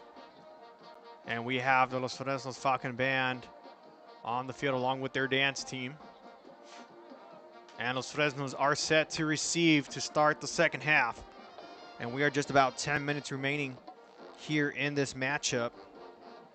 And lots of cinematic moments we've had so far here in this first half. If you're just joining us, Laredo United in control, led by quarterback number 10, Jorge Luna, being able to connect multiple times to number 82, Colt Lozano. And the Longhorn offense just being able to convert most of their drives. They did have a fumble lost, and actually had a second fumble, but they were able to retain that one, and had an interception made by Prepashaw, which looked to have been a touchdown to close out the first half, but a blindside block was made. And I'll see if I can even pull up that highlight again as Prepashaw makes that interception. Keep your eye on number 0 who's running next to him right there, and boom. And that's what the officials called on that play there, as Prepashaw made his way into the end zone with the anticipation that it was a touchdown. But again, does not get that touchdown, gets overturned. And this is where we stand. So what could have been 14-13 for Los Fresnos fans or Laredo United fans, hoping they would have gotten that extra point, to have been up 14-7, now up 13-7 with the block extra point. Let's see if that comes into effect later in this matchup as the Falcons look to score a touchdown and successfully convert the extra point, because they would take a lead if they score with the extra point, as the United Longhorns fail to get the extra point kick through.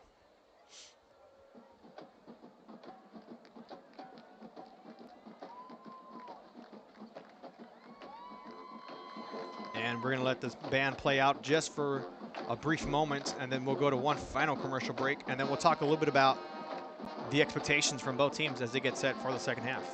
Enjoy the show.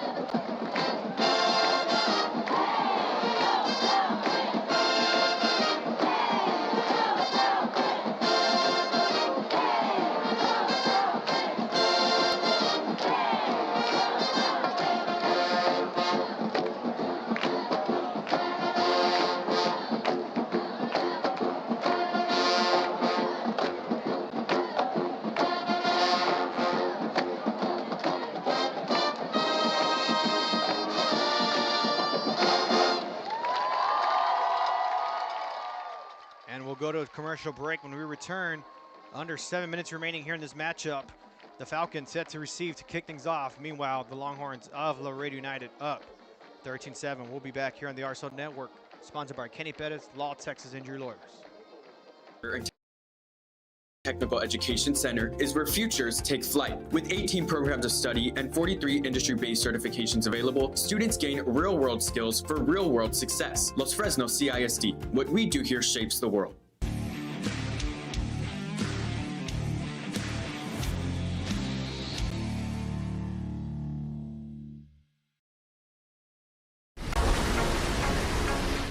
This summer, it's time for mimosas and brunch with the girls. A beachside lunch with the kiddos. Delicious Bayside burgers. And world-famous fried shrimp with a cold one. South Padre Island has your breakfast, lunch, and dinner plans covered. Book your summer getaway today.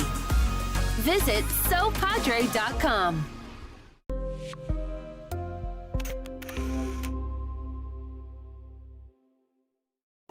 The new Los Fresnos CISD Performing Arts Center is where creativity takes center stage. This facility immerses students in visual, performing, and fine arts programs where every student shines. Los Fresnos CISD, what we do here shapes the world.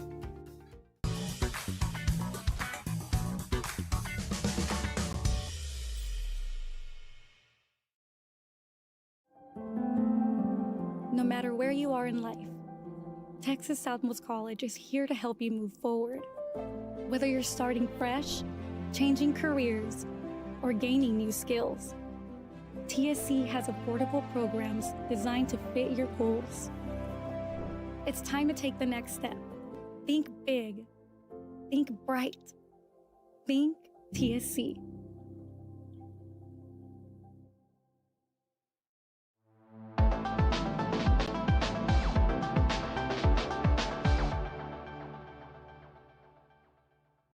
Sunny Glen Children's Home has provided a place of hope for every child since 1936. If you'd like more information on Sunny Glen and the services we offer, please visit us at www.sunnyglen.org. Kenny Perez came from a small town in Texas. At Kenny Perez Law, we won't stop fighting until our clients get what's rightfully theirs. We're right by your side, no matter what. Call Kenny Perez Injury Lawyers today. 956-999-1111.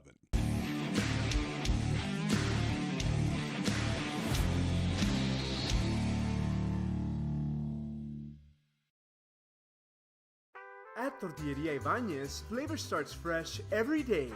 Crispy flautas, homemade tamales, and our signature chicken salad, all made for you. Tortilleria Ibañez, tradition on every plate.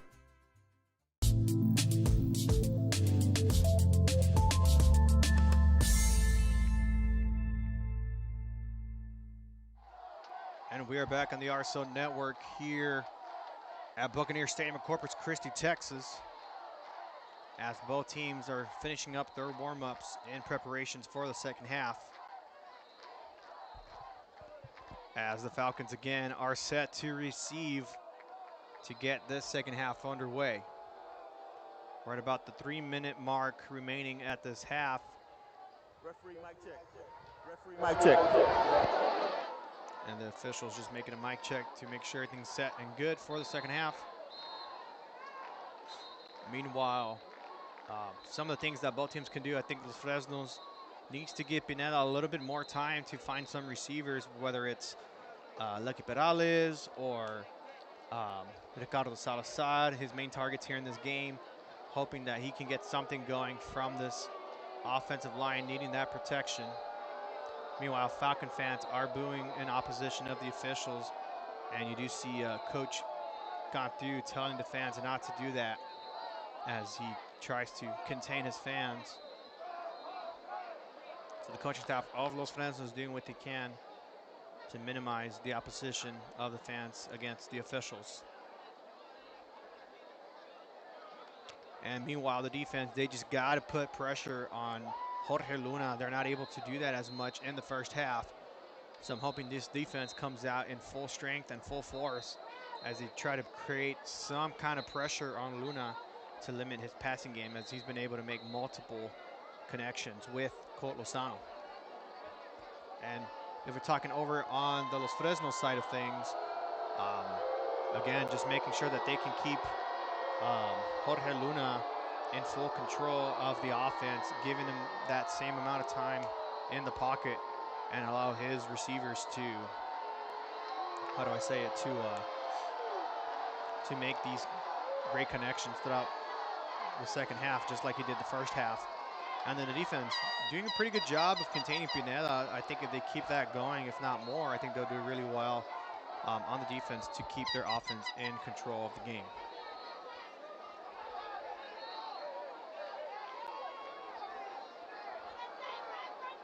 And we are at the 1-minute mark, so we'll do a quick commercial break. And when we return, we'll get the second half underway.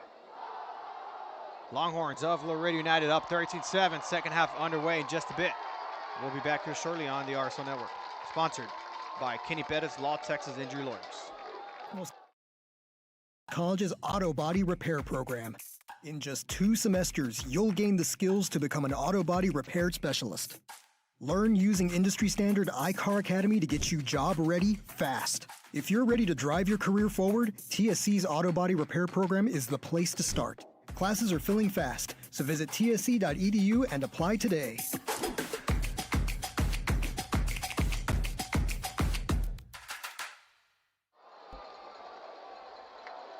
And here come the Longhorns of Laredo United, making their way out of the break with the 13-7 lead over the Falcons as they get set to start on defense for the second half. Meanwhile, the Falcons huddling up under the tunnel, or in the tunnel, I should say, as they make their way on the field now.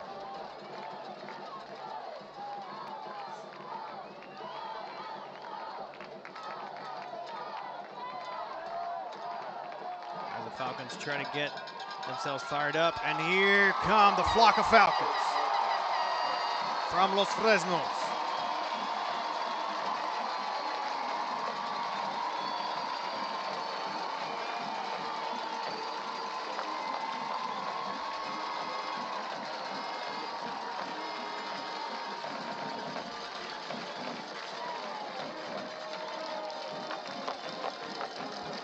We're going to get this second half kickoff underway. Los Fresnos receiving the ball to start the second half here.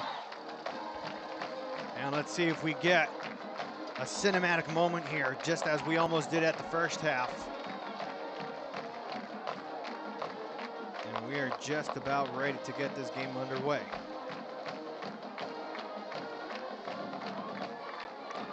Los Fresnos breaking out of the huddle.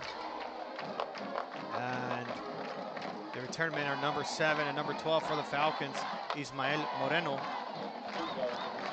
And number 12, Ryan Purposhaw, who had the interception at the end of the half.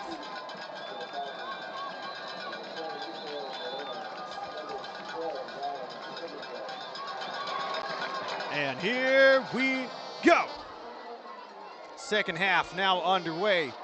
Purposhaw at the 5-10, 15-20, coming in full speed, 25, 30, and gets pushed out of bounds just past the 30, and will be spotted at about the 32.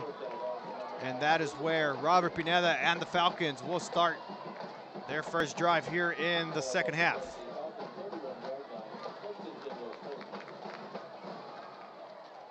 Ball's placed at the 31, 1st and 10 for Los Fresnos. Let's see what the Falcons do coming out of the locker room.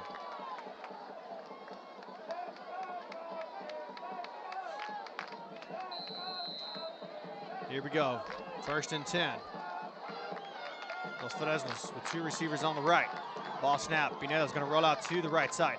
Finds a receiver, but incomplete. Nearly intercepted on that first play. Pass broken up by the Longhorns. That'll bring up 2nd and 10 for Los Fresnos.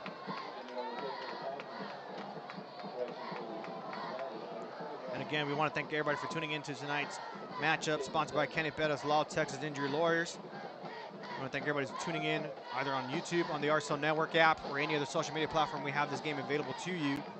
Feel free to share this game as we get the second half underway. Los Fresnos, 2nd and 10. Penalty flag on the field. Could be an offsides penalty against the Longhorns. And it looks like it will go against the Longhorns of Laredo United. Some early movement there by the front line. Offside. Number 51 on the defense. 5-yard penalty. Still remains. 2nd down. So that'll move 5 yards. 2nd and 5 now for Los Fresnos. Ball will now be placed at the 36.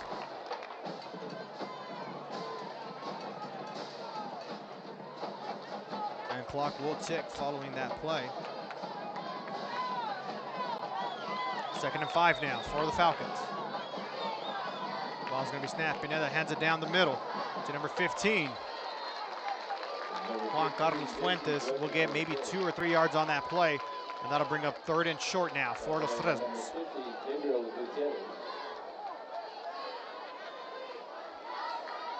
Los Fresnos moving the ball by small chunks of yardage, needing just 2 to muscle their way into a first down, if not more. Here we go. Ball snap. Is it going to be a handoff? Nope. He now decides to keep it at the end, but gets met by a group of Longhorns. And they're going to mark him just a yard short. It'll be 4th and 1. Gone through, looking to the sideline. Looks like they are going to punt. And they'll send their punting unit. Down by 6. Doesn't think he wants to take that chance. And United didn't have a return man. Now they do. As number 12, Ethan Estrada, drops back for the punt reception. As the Longhorns have about 24 rushers, could anticipate a fake here. Don't think that's going to happen here as the punt goes up and high. Signal fair catch, and that'll be made at the 26. So Laredo United 1st and 10 at the 26. And the Longhorns will take over.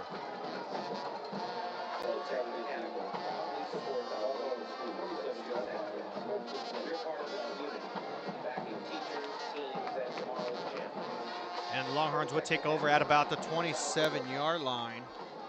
And it will be 1st and 10 for Laredo United. Ball placed at the 27. Let's see what they do here on 1st down. Luna moving Juan Lopez to the right side, motioning a tight end to the other end. Ball's going to be snapped, handed off to Lopez. Runs to the left side to the 45, 40. Correction, 35-40, and gets stopped at the 43. Gains about 14 yards, but Juan Lopez is down on the field. And we're going to take an injury timeout here. 9:59 remaining. Laredo United up 13-7. We'll be back shortly following the injury timeout. Stick with us here on the RSL Network, sponsored by Kenny Pettis, Law Texas Injury Lawyers.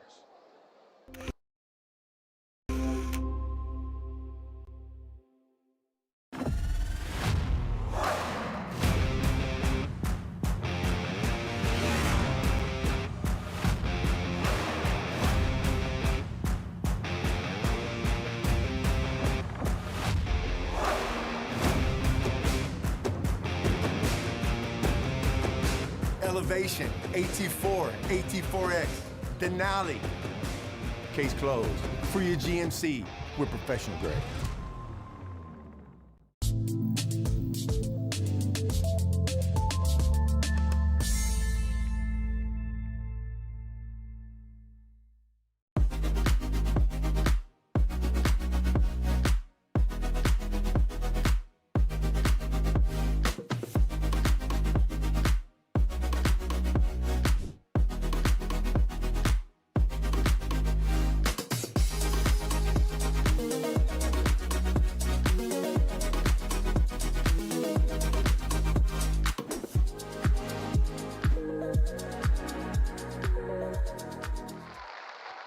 Back on the RSL Network as you hear the fans making noise for number 23, Juan Lopez, who limps off into the sideline.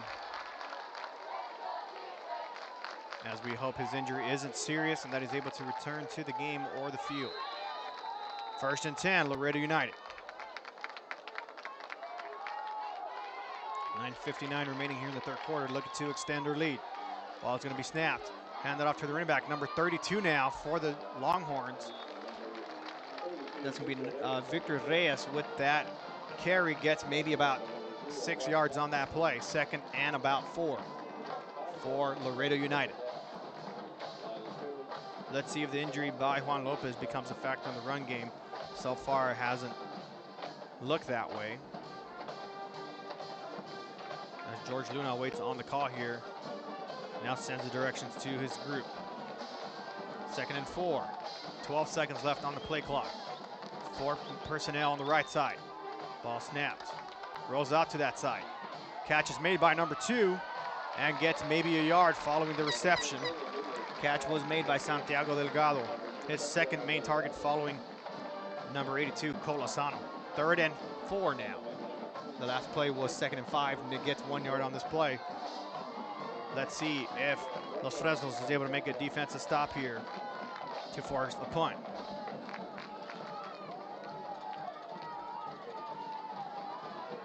Here we go. 15 seconds on the play clock. Manageable here. Luna drops back, looks for a quick pass, and incomplete.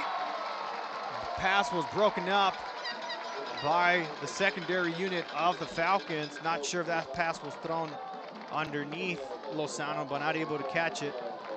And that'll bring up 4th down. Los Fresnos forcing United's first punting unit out on the field, and we'll have to punt this one away. Deep to return the punt is number 12, Ryan Preppershaw, as he waits on the punt. United missing one player on the field with 8 seconds. Not sure if they'll get this one underway. 5 seconds now. 3, 2, as the official has to hold the ball. They get a ball, snap quickly, and they get this one in the air. Preppershaw is going to let this one roll out, and will go out of bounds about the 19-20 yard line, and that is where the Falcons will start on offense. So 1st and 10, Los Fresnos, ball placed at the 20.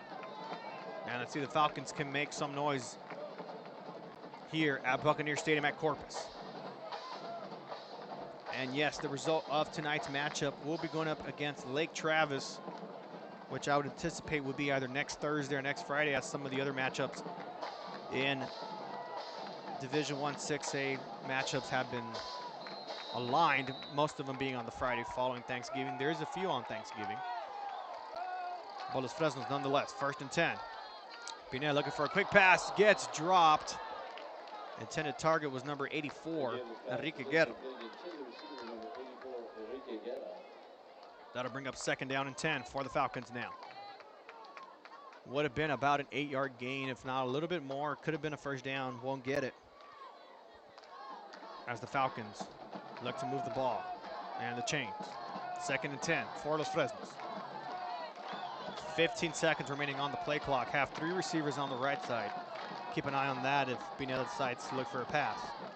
Ball snap, it's gonna roll. No, it's gonna be a handoff, and quickly picked up by the Longhorns. Broken up by number 40, Dylan Gonzalez with the stop. We'll lose about 4 yards on that play. Will now be 3rd and a long 14. Need to get to the 30 yard line, currently at their own 16. I could anticipate this being a pass play. Let's see if Los Fresnos offensive line is able to hold up and give Pineda time to look and throw. Ball's gonna be snapped. Pineda dropping back. Pocket gets collapsed. Trying to look for a pass here. Throws it as the pass was made, and it will be incomplete. And the Longhorns forcing a 3 and out. And the Falcons will be forced to punt this one away.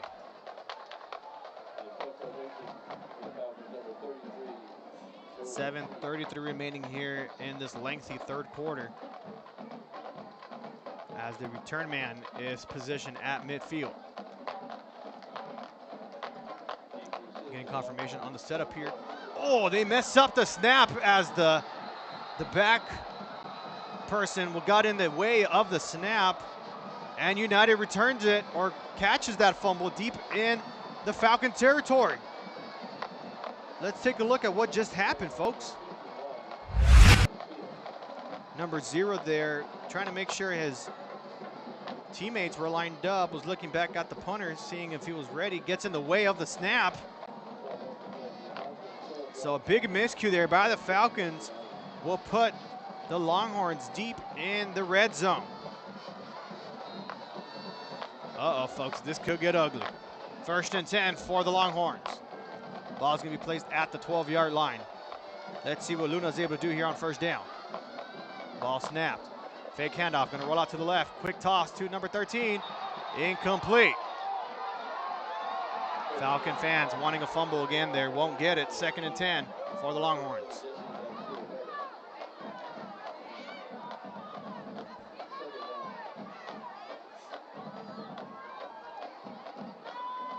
So an open toss there, won't get it through in front of Luna. Let's see what he does here on 2nd down. Let's see if United able to convert on the miscue there by the Falcons from the miscue snap there, which resulted in a fumble recovered by the Longhorns. 2nd and 10. Ball's going to be snapped. Luna dropping back, looking for an open target, and incomplete. The intended target was number 82, Colosano, not able to get it in his hands. Will bring up 3rd and 10.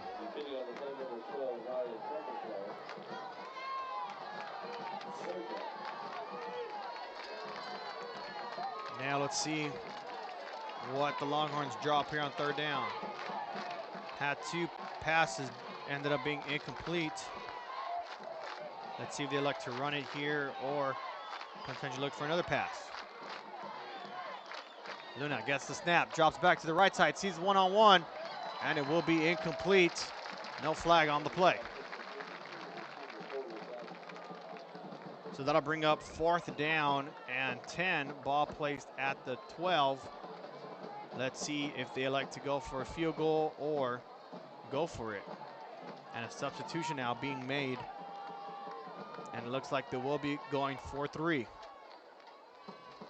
If this goes through, United would be up by 9, which would force a 2-possession game for Los Fresnos unless they're able to block this one again.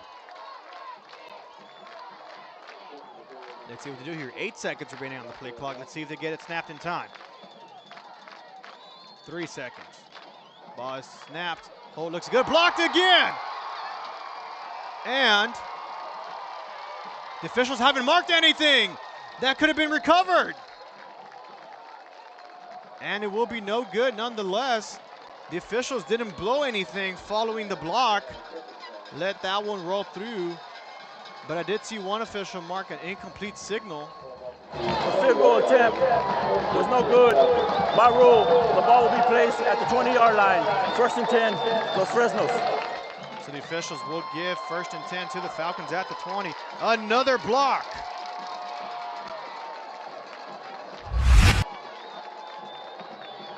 And I was going to say, I'm not sure if we caught that replay. And it is going to be a block punt, or a block extra point, I should say, for the 3 points. Los Fresnos back on offense. 1st and 10. Ball's going to be snapped. Hands it down the middle. And it will be stopped for a 5-yard gain. Run was made by number 4, Stakoviak. Will bring up 2nd and 5 for Los Fresnos. And I may or may not have anticipated the block from the commentary earlier on that kick. 2nd and 5, Los Fresnos. Rolls to the right, left-hand side, almost gets intercepted there by number 1 from Laredo United. AJ nearly with that interception. That'll bring up 3rd down and 5 now for the Falcons.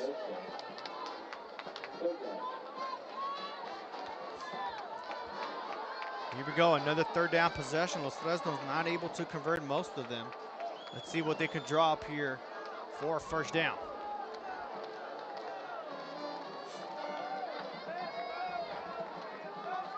So blocked an extra point early in this matchup, then block the 3-point attempt. United could have had 4 more on this board, but let's see what to do here. Pineda dropping back, has a little bit of time, makes one defender miss. Is going to have to throw this one away. No, caught by Stakoviak to the 30 and gets tackled at the 35. And it will be enough for a Falcon 1st down. 1st and 10 for Los Fresnos. And let's see if they're able to convert on the block 3-point attempt. 1st and 10. Pineda is going to hand it off down the middle. And they're going to move their legs forward, get about 5 yards on that play. I would definitely try to utilize the run game a little bit more.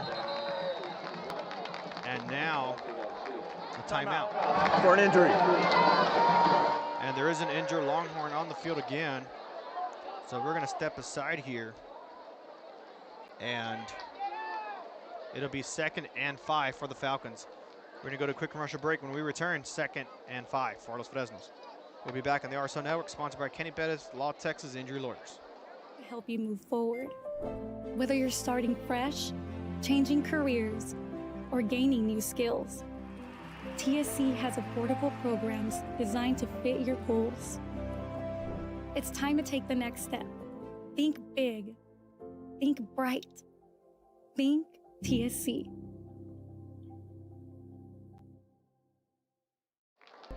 And we are back on the RSO Network. The injured player was number 24,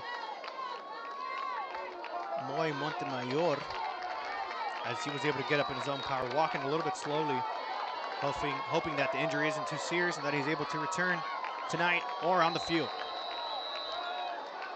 2nd and 5, Los Fresnos. Ball's gonna be placed at the 41. Let's see what the drop here. Ball snapped. Kept by Pineda, runs to the left side. Makes a defender miss to the 45, and will just go out of bounds, and it should be enough for first down. And it will be as they move the chains. 1st and 10, Los Fresnos.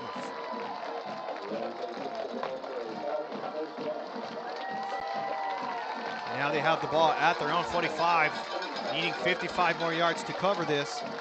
Still one possession game here with 5:33 remaining here in the 3rd quarter. It's going to hand it off to the left-hand side, to the 50, 45, 40. Nearly makes the defender miss. Will get tripped up near the 35. Great run there by number 15, Juan Carlos J.C. Fuentes with the carry. And they're going to move tempo. 1st and 10, Los Fresnos. Ball snap quickly. Hand it off to him again. Tries to go the same direction, only gets about 2 yards on that play.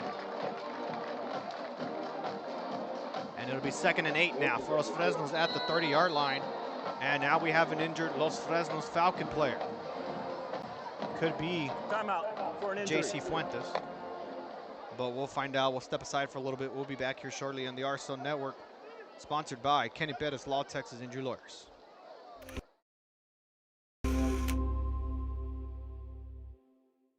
South Padre Island. Enjoy endless activities for all ages. Then dance the night away with live music. Savor fresh seafood and discover unique food trucks and shop our charming boutiques. What are you waiting for? Escape the everyday at South Padre Island. And we are back on the RSO Network. The injured player was J.C. Fuentes, number 15, as he quickly jogs his way into with the trainers to make sure everything checks out. Meanwhile, 2nd and 8 now for Los Fresnos in Longhorn territory, needing to cover 30 yards for the touchdown. As the clock will roll. Here we go. Pineda with a back next to him with 3 receivers on the right side. Ball's going to be snapped. A little bit too far on the left, but still gets it. He's going to launch it deep, but it will go out of bounds, so that'll be an incomplete pass. Pass intended to number 1, Lucky Perales, won't get it, and that'll bring up 2nd and 8.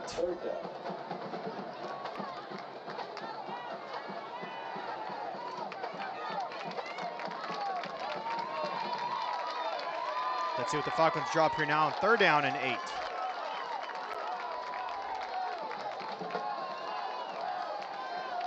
Ball snap, Pineda dropping back. Has some defenders near him, able to make the reception, but falls shortly after the catch, gets maybe a yard.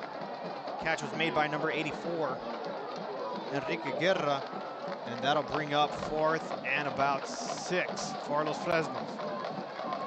The Falcons keeping their offense. Don't think the kicker might have enough yards for the 3 points.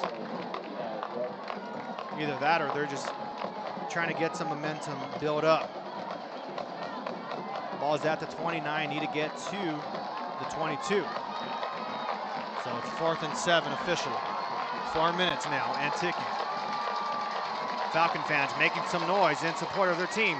As Pineda drops back, it's gonna roll to the left side. Tries to find an open receiver. Penalty flag on the play, and pass incomplete.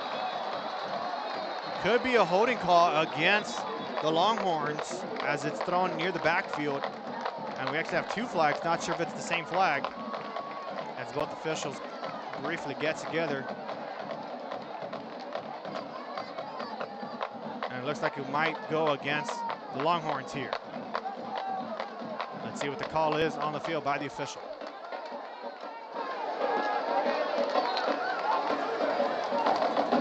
Holding, number 1 on the defense. The 10-yard penalty from the spot of the foul, automatic first down.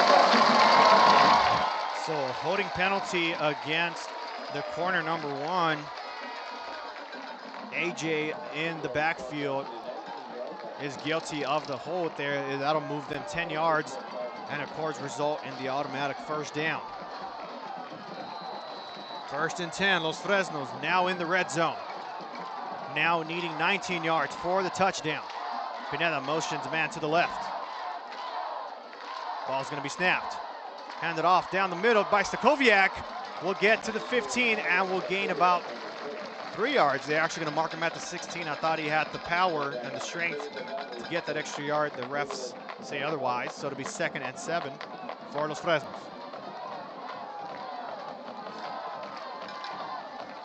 As they quickly get lined up with a fake hard count, look to the sideline, see if they caught anything from the Longhorn defense. Here we go. Ball snap, handed off, and makes a quick cut to the left side, breaks the tackle to the 15, 10, 5, and be brought down at the 5. A great run there by Stakoviak, and it'll now be 1st and goal for Los Fresnos.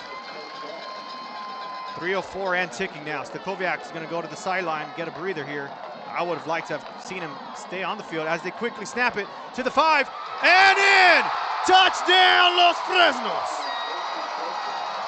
J.C. Fuentes, he said, I'm not injured, I'm in for the touchdown. And we have a tie game.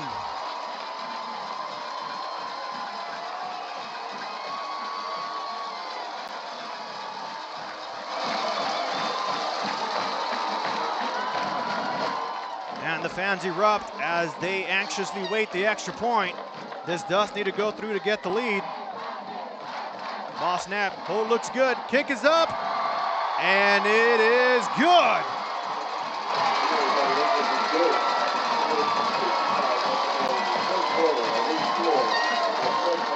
Los Fresnos 14, United 13. 2:55 remaining in the 3rd quarter. We'll be back on the Arsenal Network, sponsored by Kenny Pettis Law, Texas Injury Lawyers.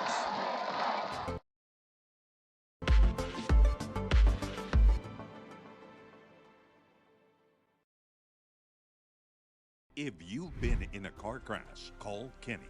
We're available to take your call 24/7, and we don't charge a fee unless we win your case. When you're in a car crash, call Kenny. Call 999-1111 now for a free consultation. And we are back at the RSO Network, sponsored by Kenny Pettis Law, Texas Injury Lawyers. And the Falcons come back with the 14-13 lead over Laredo United. 2:55 remaining here in the 3rd quarter. Espinela just hands it off to J.C. Fuentes and just lets him run it down the middle. And the kick is off. Caught at the 10 is returnable. The Longhorns at the 20 now, 25-30. Finds an opening near midfield, 45-40. And gets tackled out of bounds at near the 35-30 yard line. Let's see where the officials mark him. And they will mark him at the 37, maybe 36, not sure. But a great return there by Laredo United. That'll shift the momentum a little bit as they'll start their possession in Falcon territory.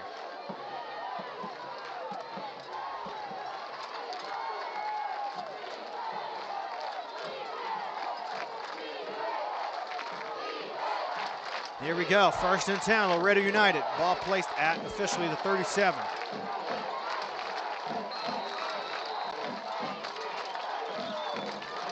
Luna motions a man to the left. Gonna hand it off, gonna cut inside. And will be stopped, gain of about 7 yards there. Great run there by the Longhorns. I believe that was number 32 on that carry.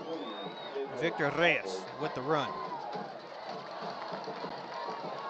That'll bring up 2nd down and a manageable 3 for the Longhorns. Luna under center on the shotgun. Ball snap, handed off again to the right-hand side and quickly stopped. Tackle made by number 0, Juan Sanchez. will only get a yard, maybe 2 yards, but 3rd and short nonetheless. And another injury. That's going to be the carry man, number 32, Victor Reyes, with the injury. Timeout. We'll have to step aside again. For an injury. As an injury timeout is called by the officials. 2:06 remaining. We'll be back here shortly in the RSL Network.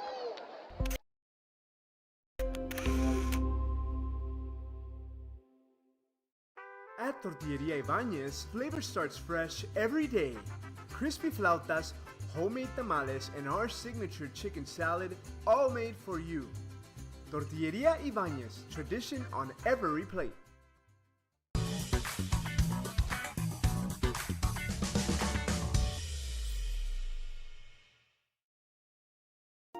The new Los Fresnos CISD Performing Arts Center is where creativity takes center stage. This facility immerses students in visual, performing, and fine arts programs where every student shines. Los Fresnos CISD, what we do here shapes the world. And we are back in the RSL Network, sponsored by Kenny Pettis, Law Texas Injury Lawyers. Number 32, Victor Reyes, able to walk off with his own power, and still no sign of number 23, Juan Lopez, and their running back depth starting to be a little bit depleted. Let's see what to do here, though. 3rd down with 1 yard needed. Luna going to keep it himself. Will be enough for the 1st down. Yes, it will. He'll get about 3 yards on the carry, and that'll be a fresh set of downs for Laredo United.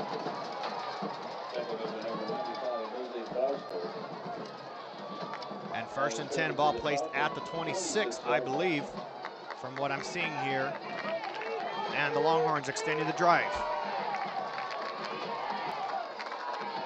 Ball's going to be snapped.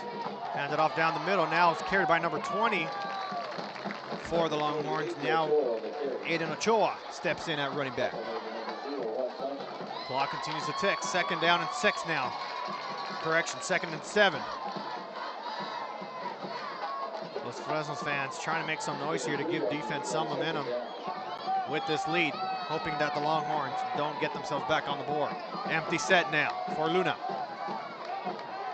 Makes a small audible on the line, 15 seconds on the play clock. Ball snap's gonna be a keeper. Able to break through and lunges forward at the 15. That will be enough for a 1st down. And that'll move the sticks. 1st and 10 now at the 15 as they enter the red zone.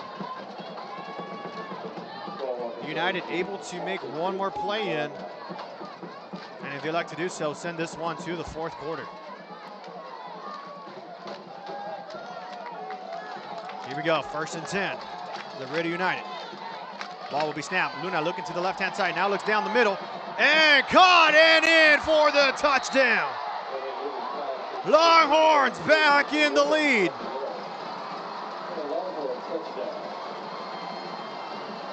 And let's take a look at that replay there. A great awareness there by Luna as he waits patiently in the pocket. I believe the touchdown reception was made by number 2, Santiago Delgado. As he waits for him to cut down the middle, and easy. As the Longhorns now line up for the extra point. No, they're gonna go for 2 here to make it a 7-point lead.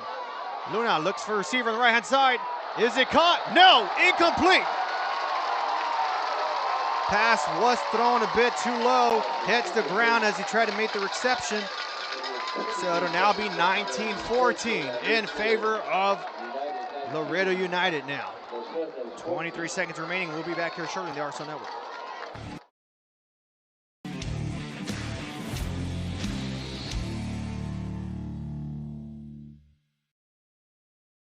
The new Los Fresnos CISD Career and Technical Education Center is where futures take flight. With 18 programs of study and 43 industry-based certifications available, students gain real-world skills for real-world success. Los Fresnos CISD, what we do here shapes the world. Kenny Perez came from a small town in Texas. At Kenny Perez Law, we won't stop fighting until our clients get what's rightfully theirs. We're right by your side, no matter what. Call Kenny Perez Injury Lawyers today, 956-999-1180.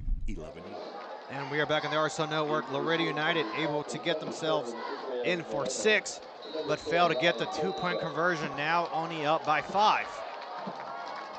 Los Fresnos now just needing to score a touchdown regardless of the extra point to be in the lead. 23 seconds remaining. And away we go with the kickoff. Up high. Returnable at the 15. Gets caught to the 20, 25. Can he find an opening? Cuts down the outside and will be stopped at about the 32-yard line, it looks like. And that is where the officials will spot him, at the 32. Los Fresnos back on offense, 1st and 10. We'll get maybe 1 or 2 plays through before heading to the 4th and final quarter. Here we go, 1st and 10. 2 receivers on the right, 1 on the left. And Pineda gets the ball snapped. He's gonna keep it himself down the middle, and tackle made near the 40. And Pineda will get about 8 yards on that play.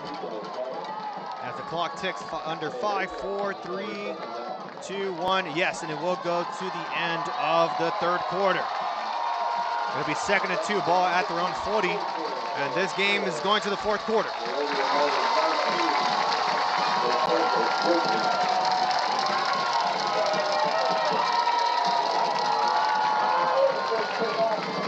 As the crowd from Los Fresnos is making some noise, we're going to go to a quick commercial break. We'll be back here shortly to kick off the 4th quarter.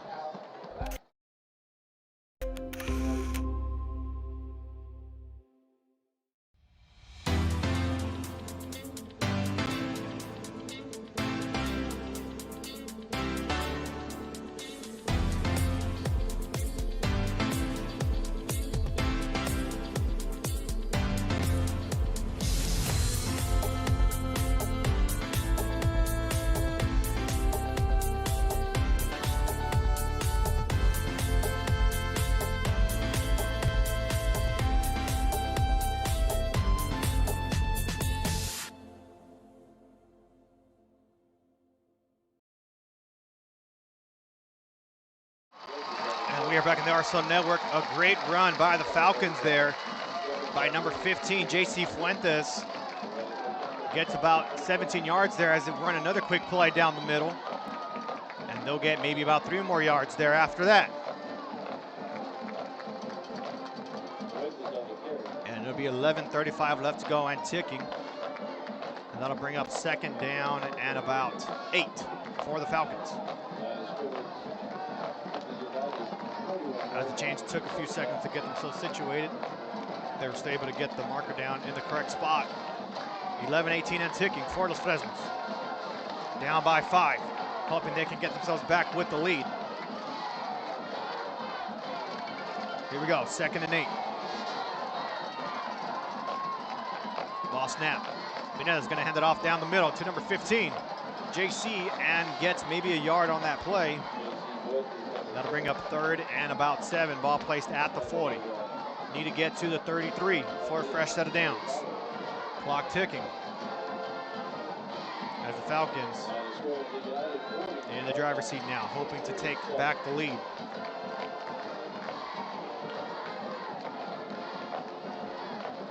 The biggest margin was the Longhorns with a 6-point lead, trying to go for 3 to extend it to 9. Failed to do that with a block by the Falcons. Let's see what to do here. Pineda rolls out. Decides to go the other way. He's going to keep it himself. Will it be enough for the 1st down? Yes, and he keeps going and goes out of bounds. A great run there by Pineda. Gain of about 15 to 20 yards. That'll be enough for a 1st down for Los Fresnos.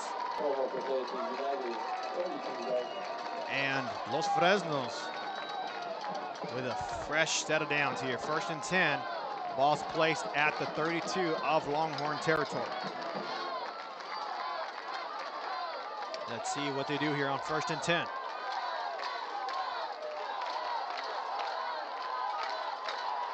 Ball snap. Pineda's going to hand off inside down the middle.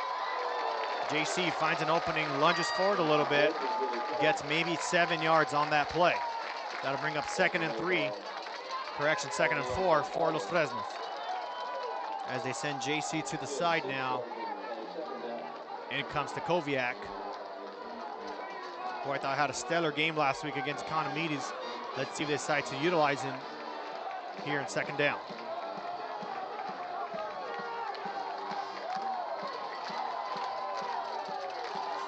Here we go, 2nd and 4, Los Fresnos. Pineda with the reception is going to be a keeper as he makes a cut to the outside, not able to get it and just goes out of bounds. He's going to lose yardage there on that play. We'll lose maybe about 3 or 4 yards. And it will be 3rd and 8 for Los Fresnos. Great defensive pressure there by the Longhorns, forcing Pineda to go out of bounds as they try to make a move to get some positive yardage. Won't find an opening there. We'll live another down. 3rd and 8 now for Los Fresnos. 9:33 remaining here in the 4th quarter. Have done okay here on 3rd downs. Maybe converts about 2 or 3 3rd downs. Let's see if they can convert this important one. Could be the deciding factor of this game. Here we go. Some motion by the defensive line, and then offensive line moves as well. Let's see what they call here. As the official gets together to see if it was possible encroachment or false start. Let's see here. Los Fresnos fans saying encroachment. United fans saying false start. False start. Number 65 on the offense. 5-yard penalty still remains. 3rd down. So it will be a false start penalty after all against the Falcons. It'll now be 3rd and about 13. Ball placed at the 35. Need to get to the 23-22, somewhere in between there. Here we go. Could be a projected pass play here by Pineda. Let's see if his line can get him that support he needs to find an open receiver down the field. Here we go. 3rd and 13. Ball snap. Pineda dropping back. Quickly gets pressured in the pocket. He's going to roll to the right side. He's going to keep it himself to the 35. Makes a spin move. Makes a second spin move. And will be stopped at the 27. About 6 yards short of the 1st down. And it'll be 4th down now for the Falcons. Let's see what they decide to do here. Ball spotted at the 28. The hold might be about the 37-yard line. Would be a 47-yard field goal attempt. Coach Cantu might just let this clock run down and call a timeout. But meanwhile, the offense still on the field. Looks like they're going to go for it here to see if they can get a 1st down, if not more. Would be a big advantage for the Longhorns if they're able to stop the Falcons here. 3 receivers on the left. Pineda rolls to that side. Tries to find an open target.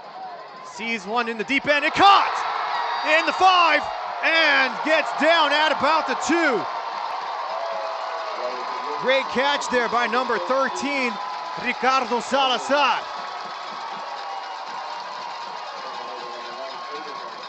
As we pull up that instant replay there, as Pineda rolls out to the left side, finds him at the end there, makes a defender miss, and lunges his way as close as he could to the end zone.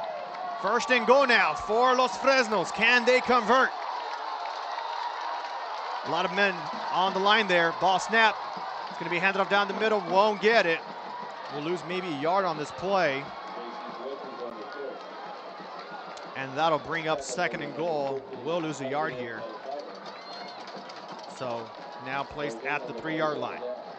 Clock ticking, now under 8. Let's see if Los Fresnos decide to play a bit conservative here or decide to run it a bit fast as they try to get themselves in the end zone. Here we go, 2nd and goal. Play call is in. Pineda relays the message to his line. Here we go. 10 seconds remaining in the play clock. Let's see if they can line up and get this one underway as we get to 5, 4. Here we go. Pineda. Fake handoff, trying to find an open receiver. Goes to the far right and incomplete. Pass intended to number 1, Lucky Perales, as he is slow to get up or continues to stay on the ground. And we'll have an injury timeout. So 3rd and goal at the 3. Injury timeout. And we'll step aside. We'll be back here shortly in the RSO Network, sponsored by Kenny Bettis, Law Texas Injury Lawyers.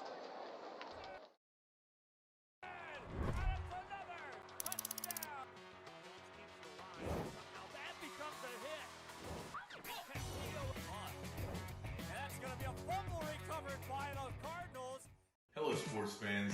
I'm Jason Starkey with Gallery Homes. Here at Gallery, we make building your new home simple and stress-free. From sales to selections, We handle every step so you can enjoy the journey to your new home. This is Gallery, where your dreams become reality.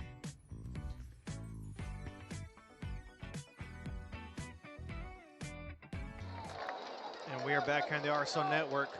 Lucky Perales able to stand up and walk in his own power, as we hope the injury isn't too serious and that he's able to return later tonight, or should the Falcons win in their next matchup.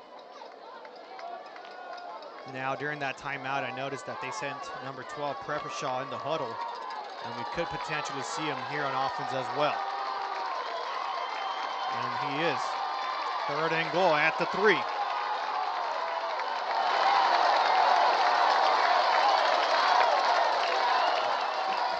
Falcon fans standing up, waiting for their Falcons. Here we go. Ball snap. Pineda's going to toss it to the right side. It's a pass, and it is tipped up and incomplete. I thought that tip pass could have rolled in favor of the Falcons. They won't get it. And now that'll bring up 4th and goal at the 3. Coach Cantu discussing with his crew to see if they want to go for it or take the 3. And they're going to keep their offense on there. They're going to go for it here, folks. This could be the decider. 15 seconds and ticking. Falcons might have to use a timeout here. 10 seconds remaining. Their line barely getting set with 6 seconds now. 5. Let's see if they get the ball snapped in time. 3, 2, 1. And no, Coach Cantu will call a timeout as they were getting near with that snap. Los Fresnos. First time of the half. So that will be their first time out here in the first half, or the second half, I should say. As Coach Cantu maybe just wanted to see how the Longhorns were going to play this down here. As he'll get his group huddled up here. We'll stay live with y'all for this play. I don't want to miss anything here. If they fail to convert, the Longhorns will take over at their own 3-yard line and will have 97 yards to cover if they want to extend this lead. Meanwhile, the Falcons trying to rewrite this score here, get themselves up 20-19 with the extra point pending. Now, I wouldn't be surprised, let's say Los Fresnos does score a touchdown, if they go for 2 here to make it a 3-point game. Because if they just go for the extra point, it would only be 2. And of course, if nothing goes through, it would just be 1. So I would definitely consider going for 2 here if Los Fresnos does score. 4th and goal now at the 3. Ball snap. Pineda rolls to the left side. Lots of pressure from the Longhorns. Rolls it to the right side and caught! Los Fresnos with the touchdown! Catch is made by number 13, Ricardo Salazar, for the score.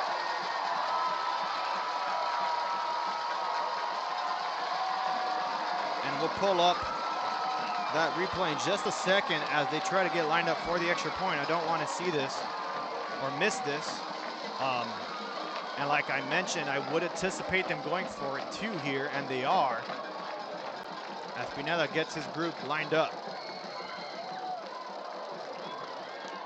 Salazar with a great touchdown reception, motion man.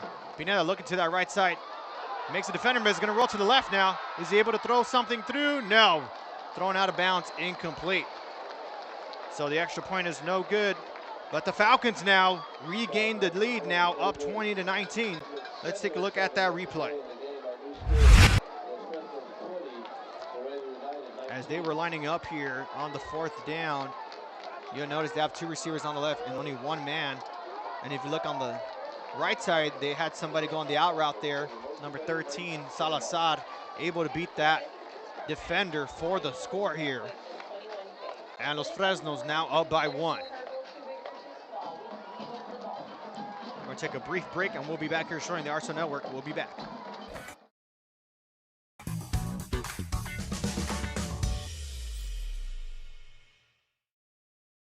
Kenny Perez came from a small town in Texas. At Kenny Perez Law, we won't stop fighting until our clients get what's rightfully theirs. We're right by your side, no matter what.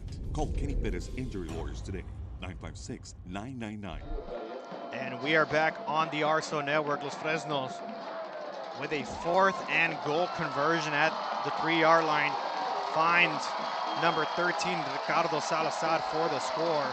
Espineda now has 3 passing touchdowns as they send this kick underway.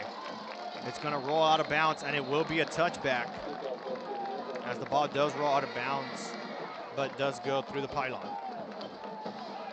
Laredo United down by 1, need at least a field goal to regain this lead. And let's see what the Longhorns drop here. 1st and 10. Now they've had their top 2 receivers injured. They've had number 23, Juan Lopez, injured, and number 32, Victor Reyes, both down. Let's see if any of them are back on the field here. And I can't see it from my angle, but we'll keep an eye on the receiving person here for the Longhorns. 1st and 10. Could be using the passing game a bit more. Here we go. Luna with a quick pass down the middle, wide open. Catch made by number 13, Jesse Garcia Perez. That'll move the chains quickly and easy. 1st down, Laredo United.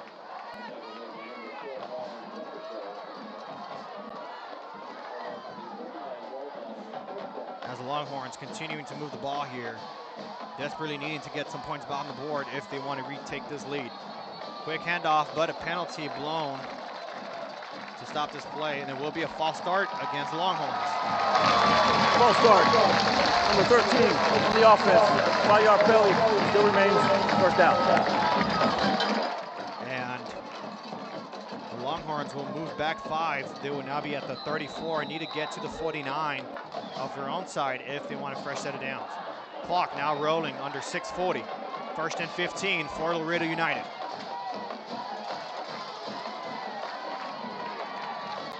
Ball snap, Luna dropping back, looking for a target.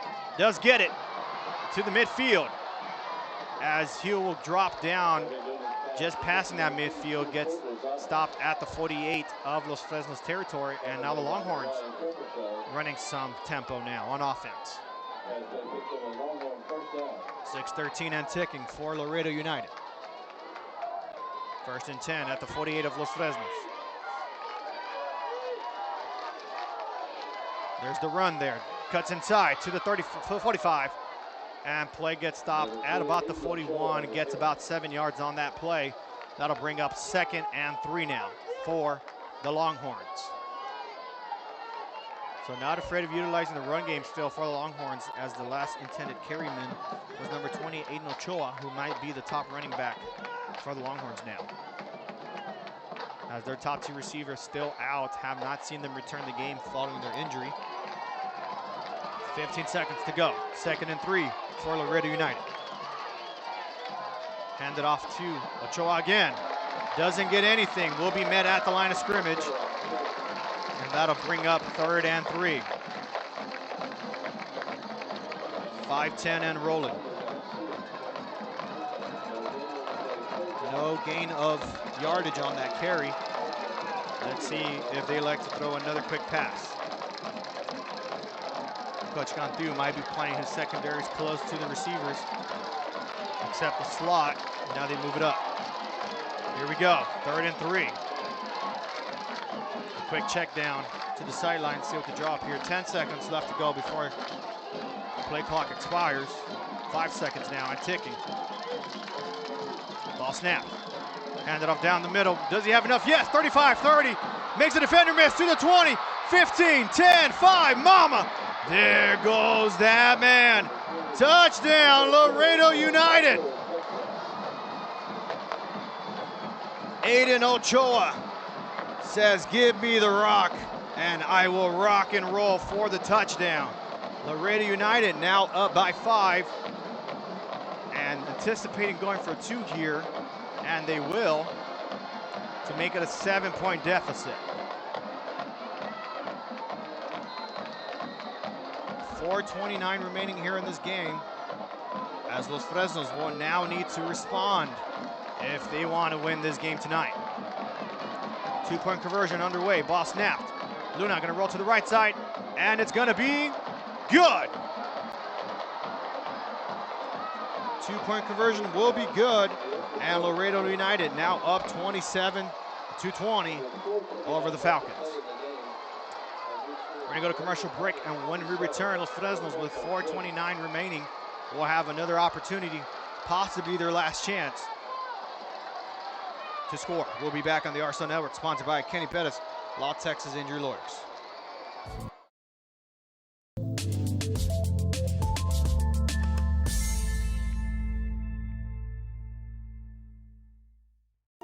The new Los Fresnos CISD Performing Arts Center is where creativity takes center stage. This facility immerses students in visual, performing, and fine arts programs where every student shines. Los Fresnos CISD, what we do here shapes the world. And we are back on the RSO Network, sponsored by Kenny Pettis, Law Texas Injury Lawyers. And we want to take this time to thank everybody who's tuning into tonight's matchup, whether it's on the RSO app, the YouTube, or any other social media platform. We have this game streaming for you. Laredo United up 27-20 with 4:29 remaining. Let's see if Los Fresnos decides to utilize all that clock, or if they're going to want to move quick.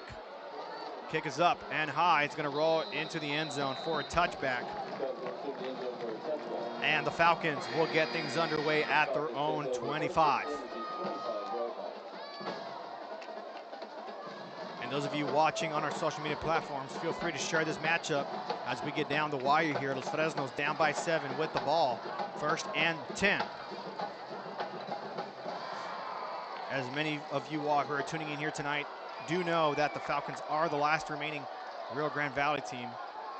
And you could say the 956 is definitely tuning into this matchup, whether you're a Los Fresnos fan, a Laredo United fan, or a 956 fan. 1st and 10 for Los Fresnos. Pineda trying to get his offense on the board again. Ball's going to be snapped. He's going to keep it himself. Runs it down the middle, finds a small opening, and he is down. Looked like a fumble, or he looked like he dropped the ball following that run there, but he does go down by contact. 2nd and 5 now for Los Fresnos.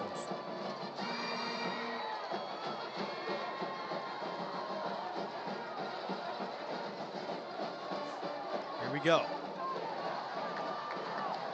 2nd and 5, 4 minutes now and ticking. Ball's going to be snapped. Pineda hands it off down the middle, and we'll get maybe about 3 yards on that play there.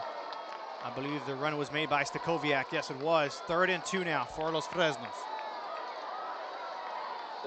We're a few seconds behind. There's a 2-second delay here so far. We'll try to adjust it as best as we can here. And we have a 3rd and 2 now for Los Fresnos.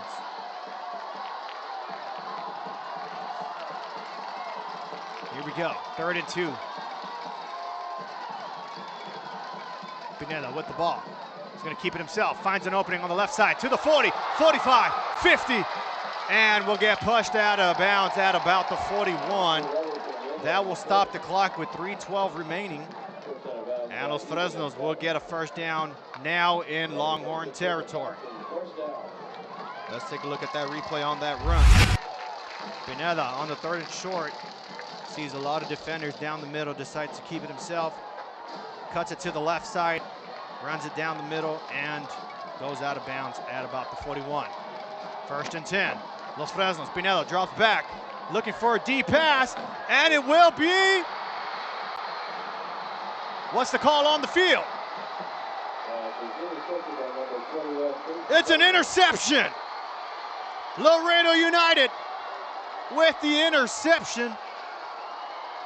Let's take a look at that replay. On the field was interception, recovered by Laredo. 1st and 10, Laredo. As they look for the deep pass there, interception by the Longhorns, number 21, Caden Serna with the potential game-sealing interception. Still plenty of time remaining here, folks. 3:05. United have all 3 timeouts, and the Falcons with 2 remaining.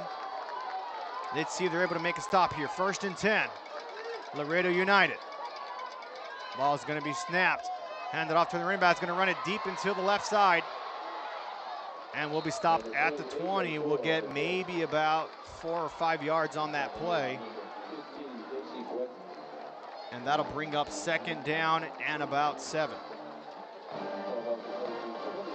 Ball's placed at the 26-yard line. Need to get, correction, ball placed at the 21. Need to get to about the 26. So it's actually about 2nd and 5 here. And there is a 2-minute timeout. So when we get to the 2-minute mark, we will take a short break. As United trying to chew up all this clock. Need to get about 2 first downs for victory. As Luna breaks away from the huddle there, will be stopped and down for a 2-3-yard loss. So it will be 3rd down with the 2-minute timeout in place. United needing to get about 8 yards if they're looking to seal this victory. 2-minute timeout here, folks.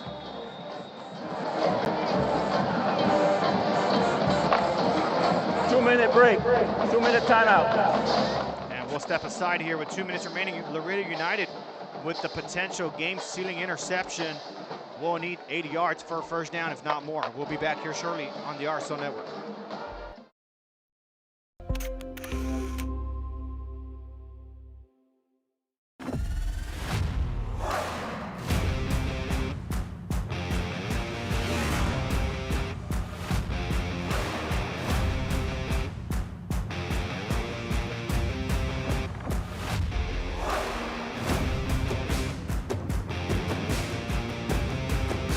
Elevation, AT4, AT4X, Denali. Case closed. For your GMC, we're professional grade. And we are back on the RSL Network, coming out of the 2-minute timeout here. 3rd and about 7 needed for Laredo United to potentially seal the victory here. And Luna's gonna keep it himself, but gets tripped up. And pass, or the intended run will be stopped by the Falcons. And Los Fresnos will use their 2nd timeout. 4th and 6 now. Los Fresnos, that's the 2nd charge timeout of the half. And with 1 timeout remaining and 1:54 to go, that will force Laredo United to punt this one away. If you're just tuning into this matchup, boy, do we have a good one here. Back and forth lead changes from both ends. 2 blocked kicks, 1 being an extra point, and a 3-point conversion. When you think about it, could have been 31-20 in favor of Laredo United, who would have been in full control of the driver's seat. However, due to those miscues, Los Fresnos are now within 7 with the expectation of receiving the punt. Meanwhile, Los Fresnos just shaking off an interception by Pineda, able to force a 3-and-out on this United Longhorn team. So able to convert on the turnover as they get set to return the punt. And returning the punt for Los Fresnos is number 12, Ryan Prepashaw. Here we go. I would keep an eye on a potential fake punt here. Not a fake punt, as the punt will go up kind of short as they receive it at their own 42. Prepashaw runs to the side, to the 50, 45. Nearly makes the defender miss, but gets tackled in the air and will be stopped near the 40. Correction, at the 40.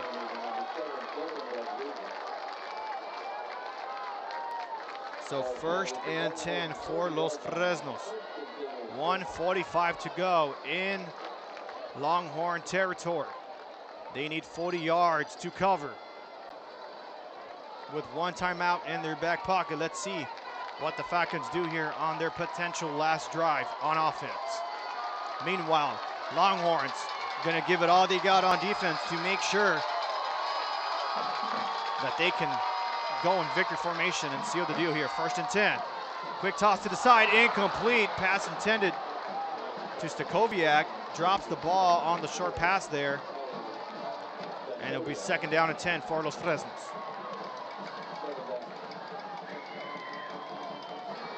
Los Fresnos with 1:41 remaining. With the clock stopping, able to take a couple breaths in as they get set for 2nd down. as the fans begin to erupt a little bit here, louder and louder as the clock continues to wind down near the end of this matchup. Here we go. Los Fresnos on second down, roll to the left side. Pineda looking for an open target, finds one, and he's going to run it in the inside to the 30, makes a defender miss and gets brought down at the 27. That will be enough for a first down. And Los Fresnos with some quick tempo as their line quickly gets under the ball. Clock ticking, 1:25, 23, 22. Now we're synced up, 1st and 10. Ball snap, Pineda dropping back, looking for a deep pass. Will he find somebody? He's gonna go deep to the right side. Nearly caught, incomplete. Pass intended by number 1, Lucky Perales, who finds his way back in this game. That will be an incomplete pass and bring us 2nd down now. If Pineda would have pulled back just a little bit, Lucky Perales would have been wide open for that corner pylon for that touchdown and would have given the Falcons an extra point attempt away from tying the game. Doesn't happen here. 2nd down and 10. Ball placed at the 27. 1:09 remaining. Ball's going to be snapped. Pineda hands it off down inside the middle to Stakoviak. He's going to get maybe about 5 yards on the play, maybe 6.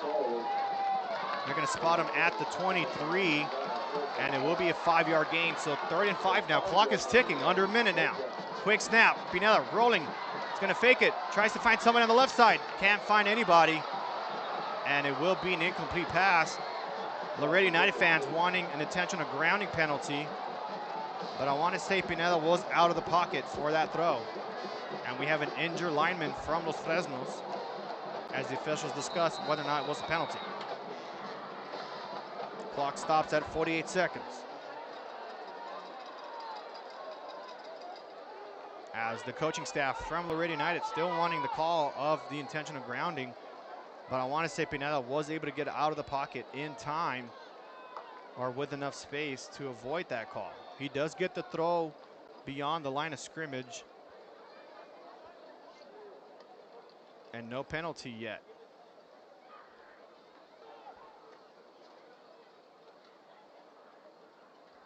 .48 seconds remaining. Los Fresnos will now be met with a 3rd and about 5.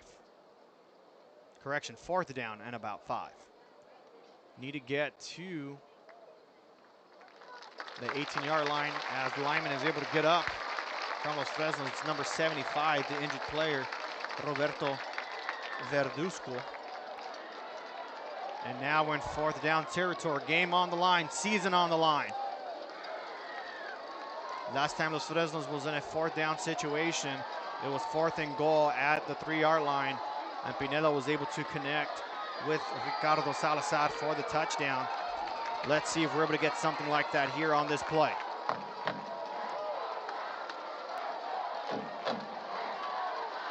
Everything that the Falcons did in this season leading up to their undefeated, unbeaten season will come down to this play here.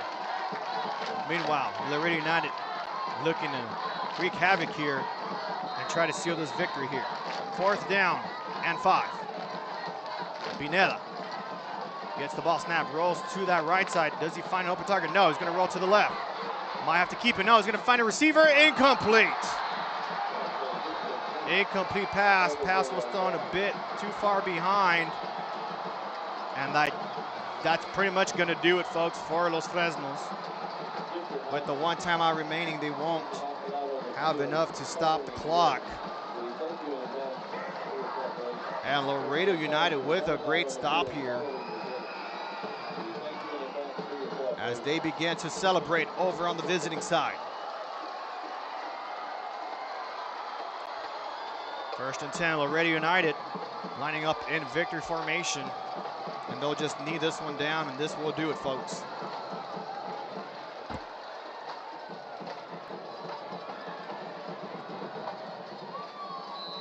First and 10, Laredo United. Ball snapped, going to take a knee, and that'll start the clock. And I want to say that's the only clock they need to go. And it will be the only clock that is needed. Laredo United with a 4th down stop do get it and will move on to the regional semis in 6A Division 1 with a 27-20 victory over the Falcons of Los Fresnos.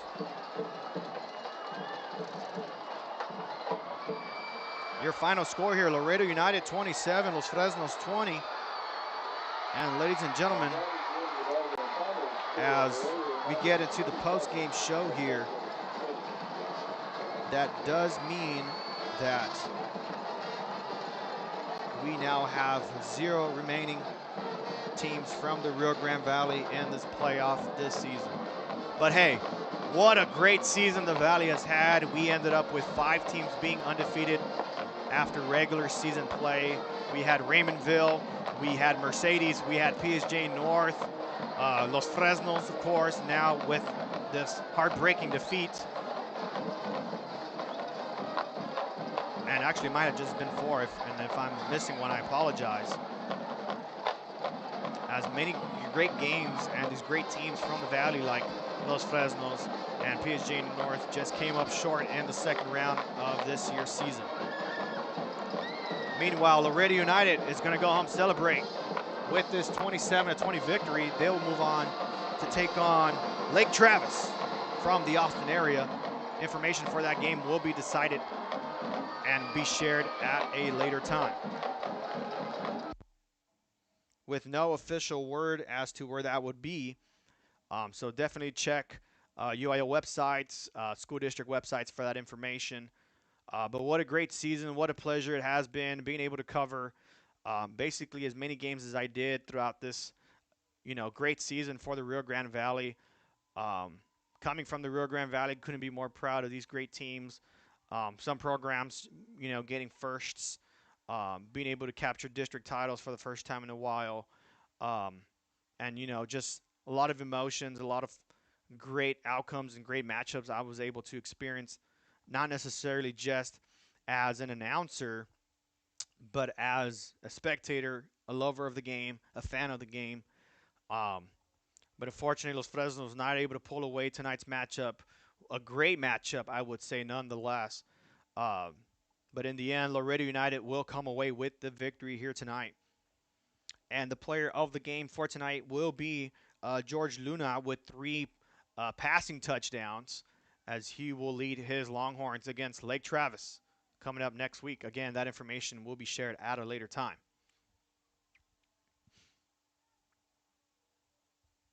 It has been a pleasure to cover many good games as an announcer myself, completing my first year covering for football and being selected to cover tonight's matchup. I will say I did come into the week expecting, hey, we're going to have some great matchups next week as well. But waking up Saturday morning, I'm like, hey, we got 2 more Valley teams here tonight, and they're going to not only put on a show, but they're going to put on a lot of effort, a lot of dedication, a lot of emotion, a lot of support, not only from the schools themselves, but if you look here on the stands, I mean, there's just a huge crowd here from Los Fresnos, and of course, win or loss, all these fans and all these spectators are in full support of their school, in support of their town, their community. Many of y'all who are here with us in support of Los Fresnos as the last remaining team from the Rio Grande Valley. But again, no matter the outcome, these are still student athletes. These are still kids. And these are memories that unfortunately may not be the best. But knowing that they share these experiences with their close friends, with family members as well, just being able to create these kind of things really just makes all this memorable in the end. And obviously something that they can talk about in the years to come. So Laredo United comes away with the 27-20 victory. Again, our player of the game is number 10, Jorge Luna, as he's able to get 3 passing touchdowns in tonight's victory, 27-20 over Los Fresnos. And before I sign out here tonight, I want to give a huge shout out to our RSO Network team, Joe Bowling, Jammer Reese, my cameraman here tonight, Bert Reese, all the announcers out there who've been with us this season as we continue to cover many other sports throughout the school year. Now that this last matchup has concluded in an unfortunate loss for Los Fresnos, but with more coverage is still underway. We have basketball, soccer coming up later, and then, of course, in the dugouts for baseball and softball. And it has just been a pleasure to be able to be behind the booth, behind the stands, behind the bleachers, wherever they have us assigned. Being able to provide this service free of charge to many, many people here is nothing short but a blessing. So shout out to the entire RSL Network crew. This is Nacho signing off as our last coverage game for the Rio Grande Valley as Laredo United defeats Los Fresnos of the score of 27-20. We want to thank everybody for just your support for your own Rio Grande Valley team, whether it's up north up to Raymondville and Lyford, far west into the La Grulla, Zapata area, if it's all the way to the east side of the island of Port Isabel or down south in Brownsville. Many, many great programs, many, many great support from you all. And none of this would be possible without you guys and your support. Thank you guys for a great season.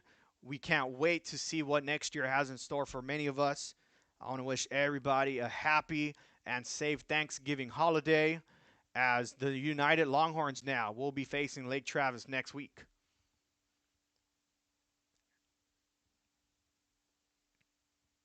As the Falcons crew now get huddled up at the field for one final time.